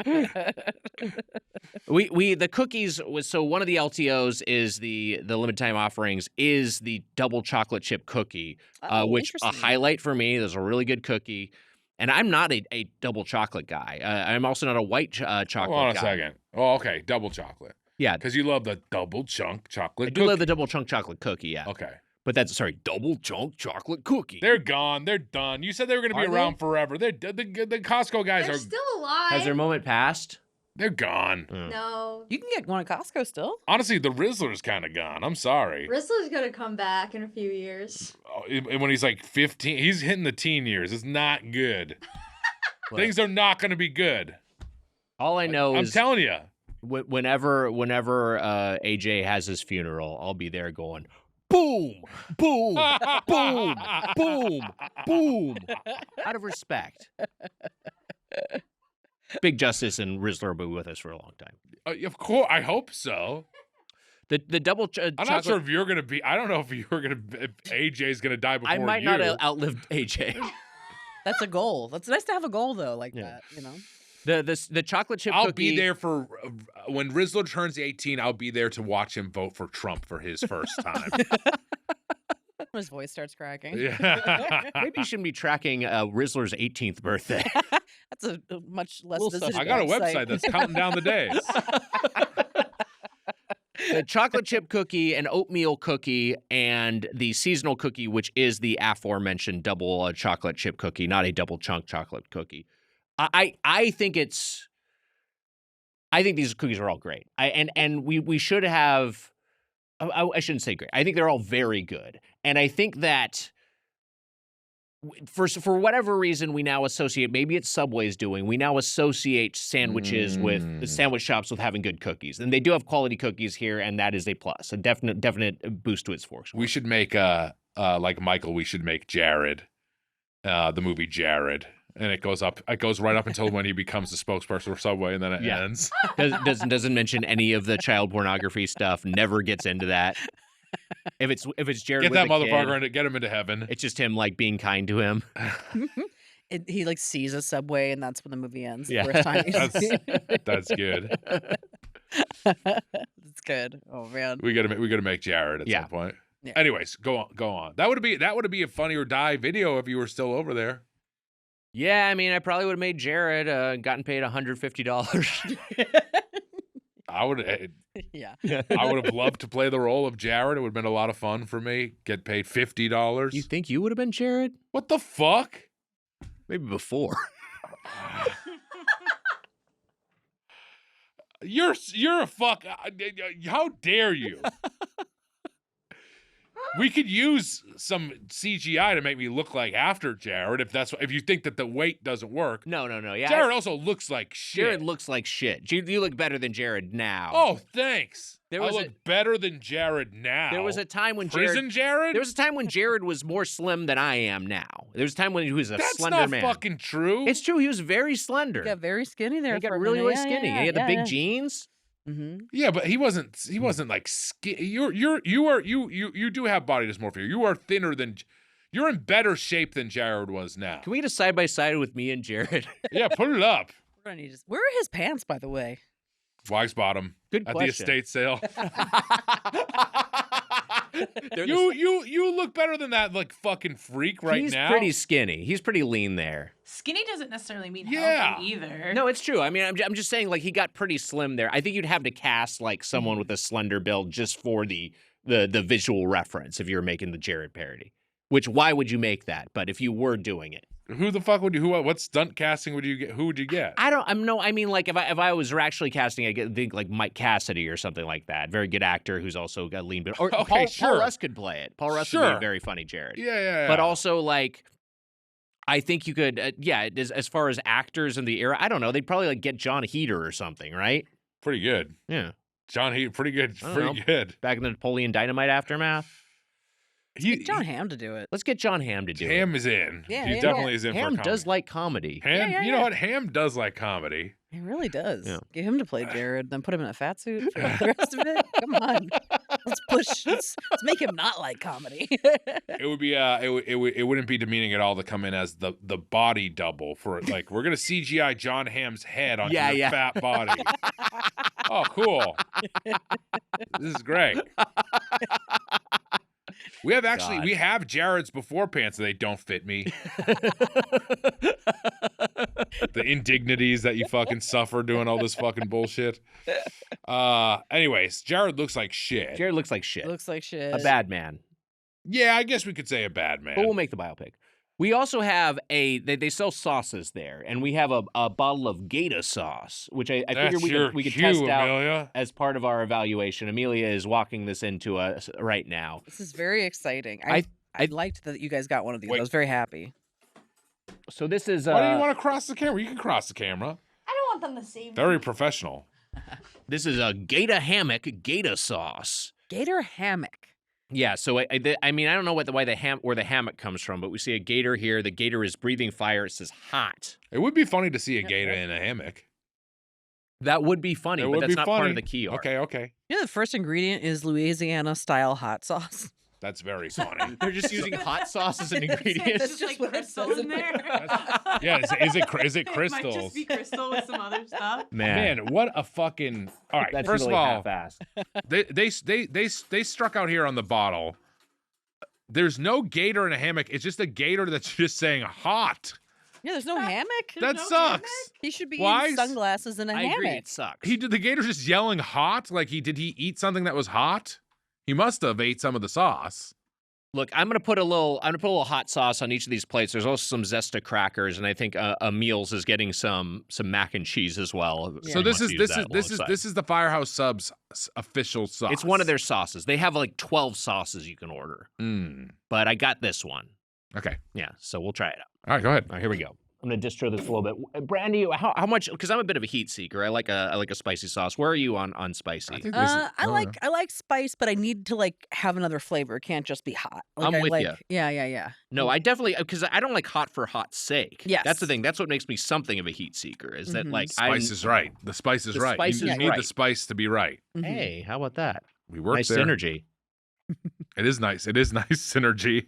All right, I'm putting just a little bit, little kiddie pool little on each of our pour. plates. Right. I'm gonna pour it onto the mac and cheese here, and then also we can take forks of the mac. Here, can we hand it over? Yeah, feel free Yeah. to distro that if you want more. So it comes out in kind of a glug, which It's is kind of a good. glug. It looks like it has some granules in it. Yep. Like it's kind of like coffee grounds in it, basically. Get a little finger test first. It Let's does see. look kind of thin, like a crystal hot sauce. It would is. be. Why, hand me that plate? It is thinner than expected, and here's some forks if anyone wants a. It does- plate. It does. It maybe is just crystal hot you want sauce, a fork? Emma. Oh, thank you. Yeah. All right, I'm gonna take a bite of this mac and cheese. It feels like it should be against the rules to put hot sauce in your hot sauce like that. I agree. This is Make the- a hot sauce or just like sell crystal. I doused Yeah. this bad boy. I doused the mac and great. cheese in this. There's Excellent. a lot in that. Trying to crinkle this away from the microphone for the misophoniacs, which we've learned misophonia is real. Oh yeah, my boyfriend has it. Let I'm me a tell you nightmare for something. him. Let me tell you something. It smells like hot sauce in here now. I love the mac and cheese with the hot sauce on it. Exciting. This Love has some real burn to it, I will say. Yeah. I will have to try the mac and cheese. 'Cause I'm not sure if a saltine is the best test bed There you for go. the sauce. Thank you so much, Brandie. Yep, got it. Let's see, I'm excited for this. Brandie and I said we should do the mac and cheese with the hot sauce. You kind of poo-pooed it, I have to say. I was wrong, You were fucking wrong. and In I'm college- listening and learning. In Ooh, that's college, I good. would make like a box of mac and cheese, and I would like sit with a bottle of hot sauce and like bite for bite, just like put Mhm. hot sauce Yeah. on That's it. what I do. Yeah, I used to it Tabasco mixed the it up. fuck out of mine. Yeah. But Tabasco these now. days I'm not as much of a Tabasco person. Oh. Although the Tabasco jalapeno I really like. The green Oh, one. yeah, That Yeah. one's good. nice. That one's Yeah. good. It's fucking good. No, that's really good. The mac and cheese with the hot sauce. That's is, great. That's the winner. This if I had this in a cookie, that's great. Pretty damn good. All right, Gator sauce. Mm-hmm. Again, maybe another mild boost to its fork score. Honestly. I mean, look, the sandwiches were bad. Those sandwiches were bad, and Yeah. that's the point of this place. And were they always bad? I don't know. I truly can't tell. I want more of the mac and cheese. Is there any left in there? Yeah, there's a little bit left. Fuck yeah. Do you ever want to unwind from a long day or relax with friends without the negative effects of alcohol? Drink Willie's is exactly what you're looking for. Have fun, unwind, and socialize without any of the regrets with Willie's THC-infused social tonic. That's right, buddy. Willie's is a premium THC-infused social tonic crafted by the legendary Willie Nelson. We're not worthy. Willie's social tonics are low-calorie, low-sugar THC drinks delivering a fast, euphoric social buzz without regrets. Available in 5 milligram and 10 milligram doses, they offer a smooth, balanced flavor so refined you hardly realize you're drinking THC. Enjoy as a shot, over ice, or in a mocktail. Unlike the risky edibles that got you too high in college, boy, remember those days. Each bottle of Willie's is third-party lab tested for accurate dosage, ensuring a safe, customizable experience. Their unique blend of THC, CBD, CBG, and L-theanine provides calm, clarity, euphoria, and relaxation. Wow. One shot of Willie's helps you relax, unwind, and de-stress. Perfect for taking the edge off at the end of a long day or socializing with friends. Willie's offers the kind of feeling that makes good company even better. Willie's sold out 3 times in the first 6 months with over 50,000 plus happy customers, and they just restocked. Willie's ships directly to your doorstep in 40 plus states. Order now at drinkwillies.com and use code Doughboys for 20% off your first order, plus free shipping on orders over $95, and enjoy life in the high country, buddy. High country. High country. We should get to our final thoughts. So, Brandie, here's how this will work. We'll each go around, give a closing argument, if you will, on Firehouse Subs. Include, the thoughts from this visit, but any thoughts from previous visits, if warranted, and then end by giving that a score from 0 to 5 forks. Your guest, your thoughts, your fork score on Firehouse Subs. Okay, so I do think the mac and cheese was good. This sauce, at least, was good. It leads me to think that their other sauces were good, probably pretty good too. Mm-hmm. They're doing that well. The cookies were good, although there is a part of me that wonders because when we got the cookies, we were all disheartened by the sandwiches, and the cookies boosted our happiness. Mm-hmm.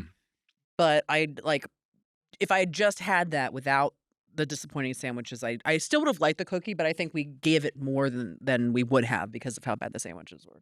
That's fair. We were Yeah. We were also talking about that the cookies were not hard. We were afraid that they're going to be hard, and we were saying it's rare that a cookie that's hard is good. And I brought up Tate's. Yes. Tate's a good crispy cookie, Yes. and maybe even more crispy than hard, I guess. Mhm. Like crispy cookie. But normally I like a soft cookie. We love a soft cookie. But also crumble, like the way cookies have gone, like crumble are like too doughy. We don't love crumble, right? No. It's like a cake, but I like Almost sometimes I gone too far. like a cake cookie, but that's just like too like doughy and kind of gross. Theirs always seem kind of raw. They're also, they're like That's- oversized and That's why I think these Yeah. cookies They're were like undercooked. they were decent. They were decent Yeah, they're cookies. decent. They were decent. Yeah. And oatmeal raisin was really good, and I don't usually say that very often, so I really was good with that. I mean, I think I'm going to give it. God, I'm gonna give this a 2.5 because I think that the cookie and the mac and cheese they were good. The sandwich is below average. I think they pull it back up because it would be a 2, but then we have heroes involved, so I think we throw in that extra half. That's Wow. nice. Yeah. 2 forks, 2 tines. Yeah. I went 3 3/4 last time we were here. I didn't go into the 4 fork. I did not put it into the Golden Plate Club. And I think I was right, Wags. I was the holdout, and I think I was right. Then. No, you weren't the holdout. But Mary went lower. Oh, she did. Well, we were right, and you were wrong, I guess, is what we're trying to Mary say. was more right. How about? Okay. She went lower than you, so she was righter than you. She was righter than me. Mary was righter than me. You were the most wrong. But Mary was. Right, fine, I was the most wrong. I was also wrong about the hot sauce and the mac and cheese. We're good. We were right to do it. But you know what? They were wrong because the hot sauce won them a lot of points, Mhm. but the Gator just yelling hot on the bottle. I mean, step it up. That does suck. Hot? That's what you get, the Gator yelling hot? You need more. You need them in the hammock. But it's a good hot sauce. Mhm. Firefighters are good. I like that they celebrate 9/11 Day, and I like that no one calls it 9/11 Day. I like that they celebrate 9/11. 9/11 day. Yeah. I like that they I like that they celebrate 9/11. I like that they give subs to firefighters on 9/11. I like that they give Michaels and Mike's free subs. I think that's fun. I like that too. I'm eating mine in heaven. Hey, Michael, pass me a bite. Who's that? Oh God.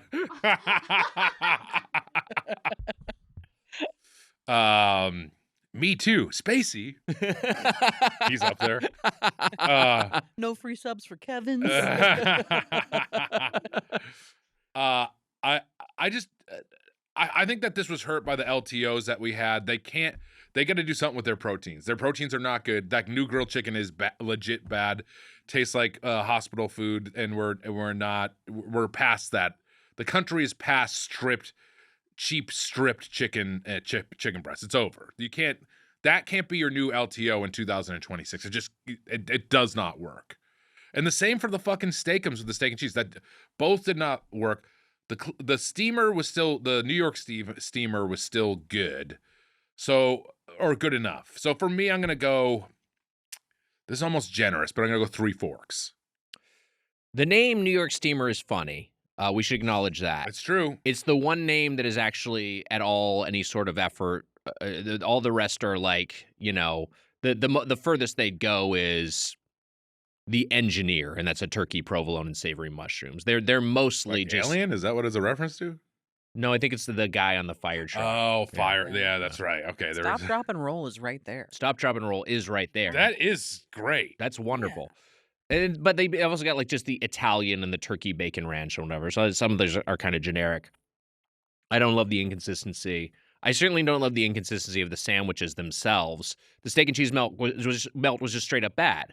And maybe steak and cheese milk would be better. Maybe that's why I keep Freudian slipping it. And I also think the chicken and cheddar rancher milk would be better. Yeah, I don't know. Then this is a pretty bad melt. It was a horrible melt. Also, it wasn't even a melt. In what way was it a fucking melt? You can't call that a melt. And also, you know what really stood out? I gotta say it. Jersey Mike's. They're putting those vegetables on the fucking flat iron. They're getting steamed up and chopped up. This thing just felt like the vegetables were plopped on top there. Yeah. Mike's. And they're caramelizing it in brown sugar for some reason. The chicken cheddar rancher, again, we remarked on the really, really low quality chicken that was just such a millstone around its neck. I do like the pickles. I didn't have any of the New York steamer, but I've had that before. I do think that the tuna sandwich was decent. And I thought that the mac and cheese was great. The cookies were very good. Gator sauce I'm a fan of. And they are heroes. I gave Cop Subs 1 fork, and I gave Ice Subs 4 forks. But again, I really liked You love the ice. really liked the ice. Yeah, the ice was great, and that really plussed it up. Where are you going to stand on this? You don't believe 9/11 happened, so this is not. Yeah, I'm a 9/11 denier. You're just taking their money at the door. Yeah. No, I don't know. I mean, this is a pretty bad effort. I would go 1.5 forks based off the sandwiches, just because I don't think it's quite at 1 fork because based off of the tuna and then people's responses to the turkey being fine. But the gator sauce, the mac and cheese, and the cookie are enough for an additional at least tine, and then you get another tine for them being heroes. So 2 forks. That's where I land. 2 forks. 2 forks. Yeah. Yeah. Scathing wise, you cut your review in half. I mean, this was bad. Would you go back here based on this? No. I wouldn't. Why would I go back to Firehouse unless it was another again for content? I gotta say this. I think that they should give free subs to Michael on that specific day. And if your last name is Randazizi, they should give you a free sub as well. Randazizi should get free subs on 9/11. Yeah. Randazizi should get a free sub on 9/11. Yeah. Yeah. Firehouse Subs, you should give Steve Randazizi a free sub on 9/11. That's what the when that scandal came out, that was the whole thing. It was like, I can't get free subs on 9/11 now. Come on. What if you got a party sub every year? That's what he got. That was the free one he asked for. All right, that was a review of Firehouse Subs. It's time for a segment. I've got a mystery beverage, and Mitch and Brandie must guess what it is. It's the return of the Wiger Challenge. Wow. You are each being handed a Thank you. glass of something. Ooh, ice cold. Very It is cool, a thank cold you. glass, and feel free to describe this hue. Feel free to describe the viscosity, and then any other sensory elements It's you're getting. Baja from this. Blast colored. It's Baja Blast colored and it is bubbling. So Yeah. that makes me feel like it could be Baja Blast. It's the color of Baja. It's this kind of aquamarine color that's Yeah, going on like here. a blue Gatorade meets a Mountain Dew. And That's also the color. smells like Baja Blast a little bit too. Is this a sugar-free Baja Blast? Because I know that happens. It is sugar-free Baja Blast. Yeah. This is the quickest that we've ever. Me and the Baja- guest. I mean, this is a tie. Also, Baja by the Blast way, is my favorite. we just drink. fucking knocked. We just knocked this the fuck out of the park right here. Baja Blast 0. This is Baja Blast. You both think Baja Blast 0. I think so. Hold on. Or Baja Blast 0. I do not Yeah. think. I don't think it's regular Baja Blast. No, I don't think there's sugar in it. Well, it's the tie, But go on. Is it regular Baja Blast? I'm not getting the. I'm not getting the extra sugar flavor, Yeah, but it yeah. might. I'm now wondering. I don't think there's a diet. I think it just goes straight to 0. Oh yeah, no, that is true. There's Yeah, not yeah. a diet, yeah. Yeah, there's not a diet of it. He's playing so coy that it's making me be like, is this just regular Baja Blast? I don't think it is. I think it's. I'm giving you my poker face. My poker face. I'm gonna go Baja. You like Lady Gaga? You going Are you OG? goo for Gaga? Love Lady I might Gaga. go I like OG. Gaga too. My Okay. brother loves Lady Gaga randomly. He like will listen to her songs. This is very tough because Yeah. my mind is changing as I'm drinking it. I know the 0 is good because I do get Baja Blast 0. But it's also like I'm used to it from a fountain drink, which is more bubbly. So it's making it difficult to like really parse it out. I think this is original Baja Blast. I've changed my mind. Which is pivoted to original Baja Blast. And you still think 0? It's hard. It is genuinely hard It's to a tell. good 0. I know it's good. I'm gonna say 0 because I'm not getting the little sugar feeling in the back of my brain right now. So I think it's 0. You are correct that it is Baja Blast. Heavy. Mitch wins the Wiger Challenge. This is full Wow. sugar Baja Blast. Well Is it fought. the one from the can? Mm-hmm. Brandie, though, immediately clocks. That might be it. It might just be from the can is enough for it to taste a little bit A little different. different. Maybe Because that's what I it is. only ever have it from the tap. I But thought it was either one of two things. I thought it was Baja Blast or there's a Gatorade that is this exact color. That's not. Yeah. It's not Glacier Freeze. It's another one. Brandie immediately clocking that it was Baja Blast colored. Yeah, I love yeah. that. I love Yeah, that. That's yeah. how you describe that. That's the color of Baja Blast. I love it so much. Yes. But it's like I was worried you both were going to overthink it to away from Baja Blast, but no, you stuck to that. It is very much Baja Blast. It's undeniably Baja It's Blast. just full Yeah. sugar from But a you know can. what's funny is I was like, at first when I first took a sip of it, I was like, it's 0, and then I was like, wait, let Yeah, that just sit in my teeth. I could just feel it sitting in my teeth, Mm-hmm. and that did the I could feel the sugar rotting my teeth. But Baja Blast 0 is good. It's That's the very tricky good. thing. They do a good job with it. That's a lesson like using the full clock on Who Wants to Be a Millionaire. Don't just say locked in right away. Yeah. Take a moment to think it through. Take a bit, sit with it. Baja Blast 0, what I drank the entire time I was editing Milk Job, Wow. which you can find on YouTube. Great beverage. Yeah. It's honestly perfect editing beverage. What's your Taco Bell order? It's changed. Baja over Blast time. 0 is in there. Baja Blast 0 is in there. But all Do you the ever do time. the Baja Blast Freeze? Those are Love fun. the freeze. Those are very fun. Really love the freeze. When we painted my house, I got freezes for us. I'm doing outdoor yard. I have a Taco Bell 2 blocks away from my house. So every time That I'm doing rocks. outdoor yard work, I get a Baja Blast freeze. It really is like just a little treat. I'm a big Nachos Bel Grande, but I also get a potato soft taco, and then I pop that on there because I want the extra potatoes in there. But the meal is like disappeared from the menu now, which is like it's just a la carte. Now the deal's all fucked up. I don't like it. But I like the chalupa meal with ground beef. And then I get a soft taco with it usually. So I'm I usually like that- going ground beef as my protein there. Yeah. I think ground beef is better than the steak generally, or I'll throw in beans. 'cause Or I the like to chicken. do Yeah, beans if I want Taco to. Bell also does have kind of the I've never had their chicken because I assume that it's the weird. it's kind of chewy like that chicken. chicken, but it's in so much sauce. Mhm. And also probably better, by the way. But it's just in so much sauce. But I'll get the chicken if it's like a special like it's like the chicken melts burrito or something. I'll get like I'm not even thinking of the right thing, but like I'll get it if it's in a burrito, like a specialty burrito. Sometimes the beans is honestly the protein I want the most, and like They're I think good. I think it's really good. But yes, I like that you shouted out the potato soft taco. You should maybe Very become good Bean taco. Boy. You Really said good. instead of Burger Boy. Bean Boy is maybe better for you. Can I be the Burger Boy and the Bean Boy? Just No. another You got to choose one. the Burger Boy, the Bean Boy, Tiger, Nick Wiger.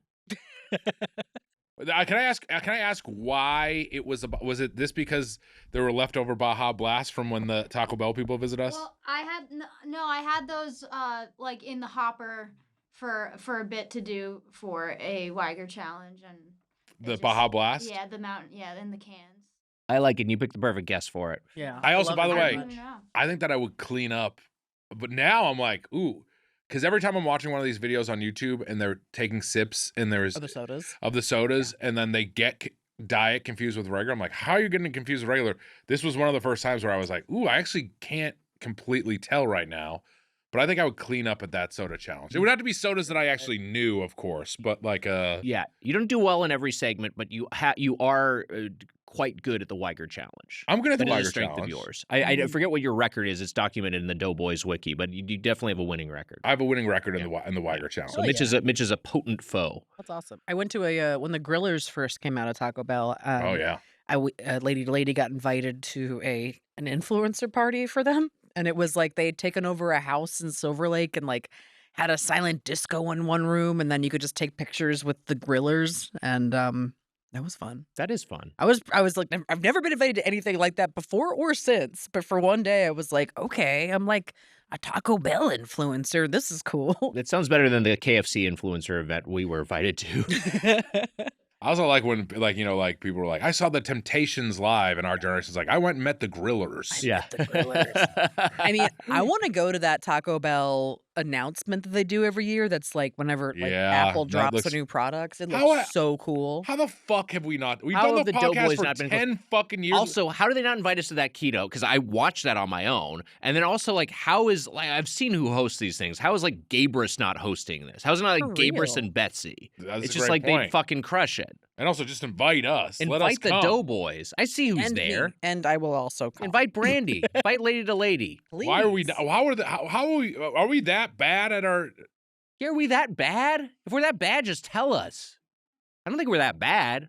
I don't know. I'm Maybe we questioning. are. You're making us doubt ourselves, Taco Bell. We've done nothing but stick up for you for 10 years. I think can't you get guys are invited to a great. fucking keynote. I think they're messing up. I think it will only improve next year if you got to try the Baja Blast cheesecake live Oh my the god. first time. Can you imagine? Oh my gosh. I would be so fun. I mean, Hollywood does. Yeah. Not only does Hollywood not care about us, but food Hollywood doesn't even care about Yeah, I us. know. We can't get into food The Hollywood. fucking CFO of Doughboy or the CFO of Taco Bell can't introduce the Doughboys. I've said it's my favorite restaurant. Yeah. Sucks. My life sucks. Well, that was your 20th win at the Wiger challenge. Wow, Mitch, congratulations. That was 20 my wins. 20th total. Yeah, that's what it says. How many have there been? I guess I have to do the math. 20 seems low to me. We've 20 done wins though. 20 wins, but is we've done pretty it good. for 10 years. Yeah, I know, but we don't do it every. We don't do it even Yeah, but every. We've done the Wiger challenge. The Every Wiger episode. Challenge Since- an original segment? It is. That is an It original is- segment. It's a year one segment. It's a year one segment. We go stretches where we don't do the Wiger challenge. It's Okay, all it's a right. periodic feature of the podcast. We didn't do it for any of COVID. That's part Like, of it. None of COVID. That's a great Wiger point. challenge. Good Yeah, point. There was no good way to point. do it. 46. 46. And this Wait, is so I have a this is the losing record? 47th. Wait, Mitch has a losing record? No. Yeah, Look at 20 this. out of 46 out of means he's 46. lost 26. Yeah. I thought The he had a fuck? winning I've only record. I'm One tw- looking at the score right here. It says Vic Michaelis 19-8. So there was a running track of this the whole time. 19 and 8 means there have been 27 total up to games. this point, and this Yeah. is the 28th. And Mitch has won 20 times and lost 8 times. So why did I count 46? Where did you? I don't know. You tell me. Where did you count there's- 46? 46 is too many Wiger Look, challenges. 1, 2, 3, 4, 5, 6. Wait, And what I are you did that. counting? She's I'm counting that counting they're all all- listed I'm in here, so counting she's all counting. the times that Wiger a challenge appeared, and then it says 19-8. So there's 46 But entries no, in the we need chart. your help. We Yeah, need what are you your doing? help. Yeah, Confused. try to figure this out. As we're doing this, just like a restaurant value feedback, let's open to the It feedback. turns out I suck at the Wiger challenge. I'm not Today's good at email- anything. No, because it says your running record is 20 and 8. So that maybe we weren't tracking the record for all these. Maybe some of them were one-offs. Maybe the live shows don't count. That might be part of it. The live shows maybe don't count. Because we do it at the live shows You a feel fair you're better amount. at a live show with an audience or like in studio? Oh, I feed off that shit. Yeah. My All taste buds fucking to go to the next level. We'll try to get to the bottom of this. Today's email is from Monica in the feedback. Dear Monica. Doughboys, long-time listener, first-time feedbagger. After listening to the intro for the California Fish Grill episode and hearing Nick talk about aquaculture, I wanted to give my input as someone who works in the business. I am the research manager at a regional aquaculture association in Ketchikan, Alaska, where we produce salmon via sustainable aquaculture, not the fish farming you're thinking of. What we do is grow salmon from eggs up to smolt, basically teenage fish, and release them into the ocean, where they then put on 99% of their body mass before returning to be caught by everyone who fishes in the area.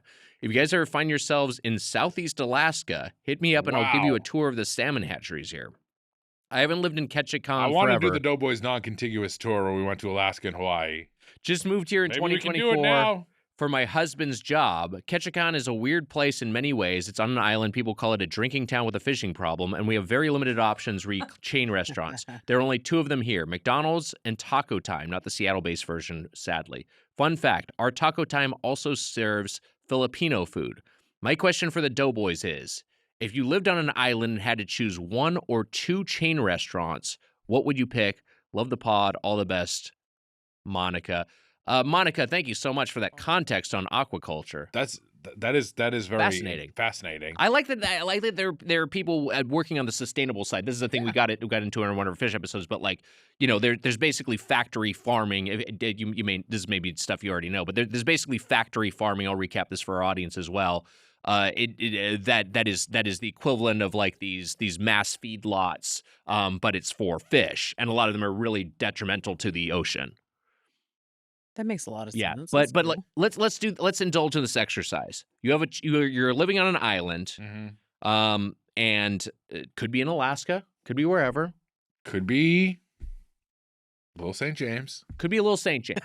You're on Little St. James. They basically said that, hey, we're giving this to you. It's part of the settlement. Is that whatever you end up getting gifted this for whatever reason. You can do what you want with it. Hush hush. Yeah, hush hush. Yeah. Did he name it Little St. James? I think it was already named that. Yeah, it was. I don't think he named it creepy that. name. It's a creepy Little name. St. James. It's fucking creepy. Yeah, every part of it is creepy. Yeah, except for James. I guess it's okay. I'll say this: I don't care for what he was getting up to on there. Yeah, same here, Wags. Some bad stuff as far as I'm concerned. I don't like the history of that island at all. The whole history of it's no good. I just got sent the Epstein screener. Let me check this out. It's just up until Epstein moves in. Okay. All right. Guy was good at math. What an investor. I separate the investor from the investing. Is that what it is? Investing from the investor? Whatever. I've already said this before. I'm going to pick 2 pretty quickly. I mean, I know one right off the top of my head. I think it's the same thing. One of them is McDonald's. Come on. You're saying one of them is McDonald's. Ooh, you don't agree? I know Wiger's. I know Wiger's too. You know mine. Del You think you Taco. know mine. Yeah. I was gonna say In-N-Out. In-N-Out. Emma's correct. In-N-Out Burger is going to be one of them. Oh wow. I thought about Del Taco, but they said chain restaurants. And how about a place where I can sit down and enjoy myself, and also a place with a sprawling menu? One of my favorite chain restaurants, Cheesecake Factory. I was really thinking smart. cheesecake. Yeah, you got everything Damn. available. You get everything there. On Yeah. like in a small Alaskan town or an Alaskan. Oh, there is an Alaskan island. I don't. Who cares? What islands? There's No, little said islands it there. is they're on it is an an Alaskan island. That's what they're they on just an said. island, and in a small Alaskan island, a cheesecake factory or like a Chili's would be like that. That would be the Yeah, because place you get a to bar be. you can hang out at. Oh Would be yeah. the place to be. Okay, I'll read this from the email again. Ketchikan is a weird place in many ways. It's on an island. So they are Okay, an okay, island. When you okay. said a sit down, I thought you were gonna say a Hillstone. I mean, a Hillstone would be great. The thing about the Cheesecake Factory has over Pricey. Hillstone is, Hillstone's more expensive. Hillstone also seems like you're cheating a little bit. It seems like you're cheating. Cheesecake Yeah. Factory also like that could be a Mhm. gathering place for the town. People are Also, going to hang the out there, size hang of at the menu, bar. Everything. That they Yeah. have everything. I want Mexican food. I can get Cheesecake Factory's version. I want Asian food. I can get their version. It's all of it. It's all there. Brandie, I mean, Cheesecake Factory is fine to be your answer as well. But what do you think? Well, yeah, when I think about this question, because usually we try to be like, what are the 2 kinds of foods that you could eat forever? It's like when I go there, cheesecake I think is definitely the answer because then you could have anything. But I like Mexican and like Japanese are the 2 things that I'm always like, I could eat one of those things every day and I think be happy for the rest of my life. So I would pick Chevy's. You ever been to a Chevy's? Yeah, I know Chevy's. Yeah. Okay. We've never reviewed it. Oh, I love Chevy's. They don't have it in Burbank anymore. It's really No. sad. They got rid of some of the South Lawn locations. love They had a Manhattan Beach one as well. Yeah, it's Really? gone. I love Chevy's. Growing up, Chevy's because they made their chips in house, so their sauce on the table. It's fucking delicious. First time I ever had avocado in a tortilla soup blew my mind as a kid that did not grow up around a lot of Mexican food. I go with that. I think I would go with a there's like a sushi chain out here. Oh, Sushi Stop? Is that what you're thinking Sushi of? Stop. Yeah, Yeah. I think I'd have a Sushi Stop. I'd be really happy with those two things forever. We reviewed You Sushi get Stop some on the fresh fish podcast. there Sushi on Stop the is Alaskan Islands. Sushi Stop is very solid as far as a sushi chain, and there aren't a lot of sushi chains, so Yeah. I think that's a good choice. Yeah, I mean, like that's what I'm realizing. I'm not going to get any. There might be like a few rolls on the Cheesecake Factory menu, but Japanese food's going to be hard to come by, and that'll be definitely an absence in my life. But whatever. We're going to be limited. And what In-N-Out gets for me, Cheesecake Factory, In-N-Out Burger. Mm-hmm. What In-N-Out Burger gets for me is it gets me those bites of childhood. Yeah. That makes Bites sense. of childhood. All right. I think McDonald's. We are in Little St. James. Yeah. McDonald's has to be one of my choices. Yeah. Just because you're talking 24 hours. McDonald's is always open. Like McDonald's is great. Look, everyone has made good choices so far. My other choice is this is tougher because I'm like, if it was two fast food restaurants, it would be McDonald's and probably now Taco Bell. Yeah. Those would be the two that I would have there. I would really miss. In the past, I'd be like, ooh, Wendy's is tough. Do I do a Wendy's? But no longer. Wendy's is gone. Yeah, 1998 Wendy's and current Taco Bell. Now, let me tell you, if it time was travel. If this was 1994 Wendy's and they were in the yellow cups and the yellow fries, Salad bar. that would, and you know what? That's a place to go down and sit and eat. Mm-hmm. Yo Quiero Taco Bell era Taco Bell. I mean, hey, that's no slouch. That's no slouch either. I mean, I'm saying it probably honestly would replace McDonald's Wendy's at that time. Sure. But instead I'm going McDonald's and then Taco Bell for fast food. But I think that I would have to make it McDonald's and some sort of like chain sit down place because we're on an island here. Mm-hmm. And I think since you already took Cheesecake Factory, I think that's the right choice. But I'm going to go Chili's instead. Chili's is a great pick. Chili's is Yeah, great. A lot of Chili's fun. is fun. And hey, that's certainly cheaper than Cheesecake Factory and more of a neighborhood hang. So eat Yeah. good in the neighborhood. Definitely. Have you guys played Alaska? No, we haven't. Have you been there? Yeah, I did a festival there a few years ago. It was Wow. awesome. Wow. Yeah. would love to do. I would love to do the non-contiguous store. We've been to Saskatoon. That was the most remote cold Canada. place we've been to. Yeah. Saskatoon, Saskatchewan. That's cool. But we've never been to Alaska. I don't know. Well, maybe we'll go to Alaska. I don't know what we review. it was really cool. It was really cool. I met a guy at my show who had just bought 30 acres and it had a burnt out school bus on it. And he told me that he had to turn that into a house by winter or he'd probably freeze to death. And I was like, there's easier ways to live, but Whoa, I'm glad you seem really happy about your choices, dude. that's wild. Yeah, they're built different up there. It's great. If you have a question or comment about the world of chain restaurants, you can email us at feedbag@birdfuck.com or leave us a Man, if the voicemail at Doughboys 830-GODO. That's 830-463-6844. If you and I stayed in a fucking igloo up there, it would be fun. Yeah, I wonder. The Aurora is really cool. Yeah, I did a tour to go see the Aurora Borealis and it was awesome. that would be fun. Yeah. Me bringing my CPAP into an igloo. Oh, by the way, we got down to the bottom of it. There was Yeah. a tie column. It was a formatting issue. 19 wins. Well, now 20 wins for Mitch. 18 ties. 18 ties. And only 8 losses. Wow. Okay. Oh, okay. A lot of There you those go. ties are me being like, hey, it's a tie. I mean, today could have been a tie too, I feel like. Because that was It was very, close. you were very on board with it being, Yeah, yeah. and I 100% agreed. I think Yeah. those. All right, so we'll make this one a tie. This is still at 19, 19, and 8. Fine. Our producer is Emma Erdbrink. Our associate producer is Amelia Marino. Our video editor is Mike Dorfman. Doughboys merch at kinshipgoods.com/doughboys. And hey, to get the Doughboys double, our weekly bonus episodes, subscribe at patreon.com/doughboys. That's also where you can listen to all our recent tour episodes. Those are all behind the paywall. Wow. Patreon.com/doughboys. You know, I told you I saw Hokum last night. Yeah. And there was this guy who said, hey, Mitch. And he said, I listened to the podcast. And his name was Jack Seaver McDonald. He said, tell Wags. I said, what's up? And he's like, I'm the bully on Ted. He's the bully to the son on Ted. Wow. He listens to the pod. A very That's nice wild. guy. And we both liked Hokum. Yeah. There you go. The Ted bully. Thanks, listens Jack. to the pod. Thanks for the Thank you, shout-out. Jack. Nice Thanks to for meet listening. Brandie Posey, Milk Job is the special. Please, a plug away. Yeah, you can find Milk Job on youtube.com/@Burn This Records. Brandazzle is me on Instagram. Brandazzle is here on TikTok. Lady to Lady is my podcast. We've been around for 14 years.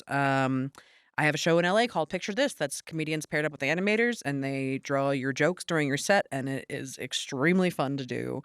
We tour that all around the country and stuff too. And then Burn This Records is my record label that I started a few years ago to try to like make a place that stand-up comedy feels good again. Come check it out. I'm on Warped Tour all summer long. If you don't like my face, but you like my voice, Milk Job is also an album wherever you listen to music. You can also do that. But yeah, come find me. Come say hi.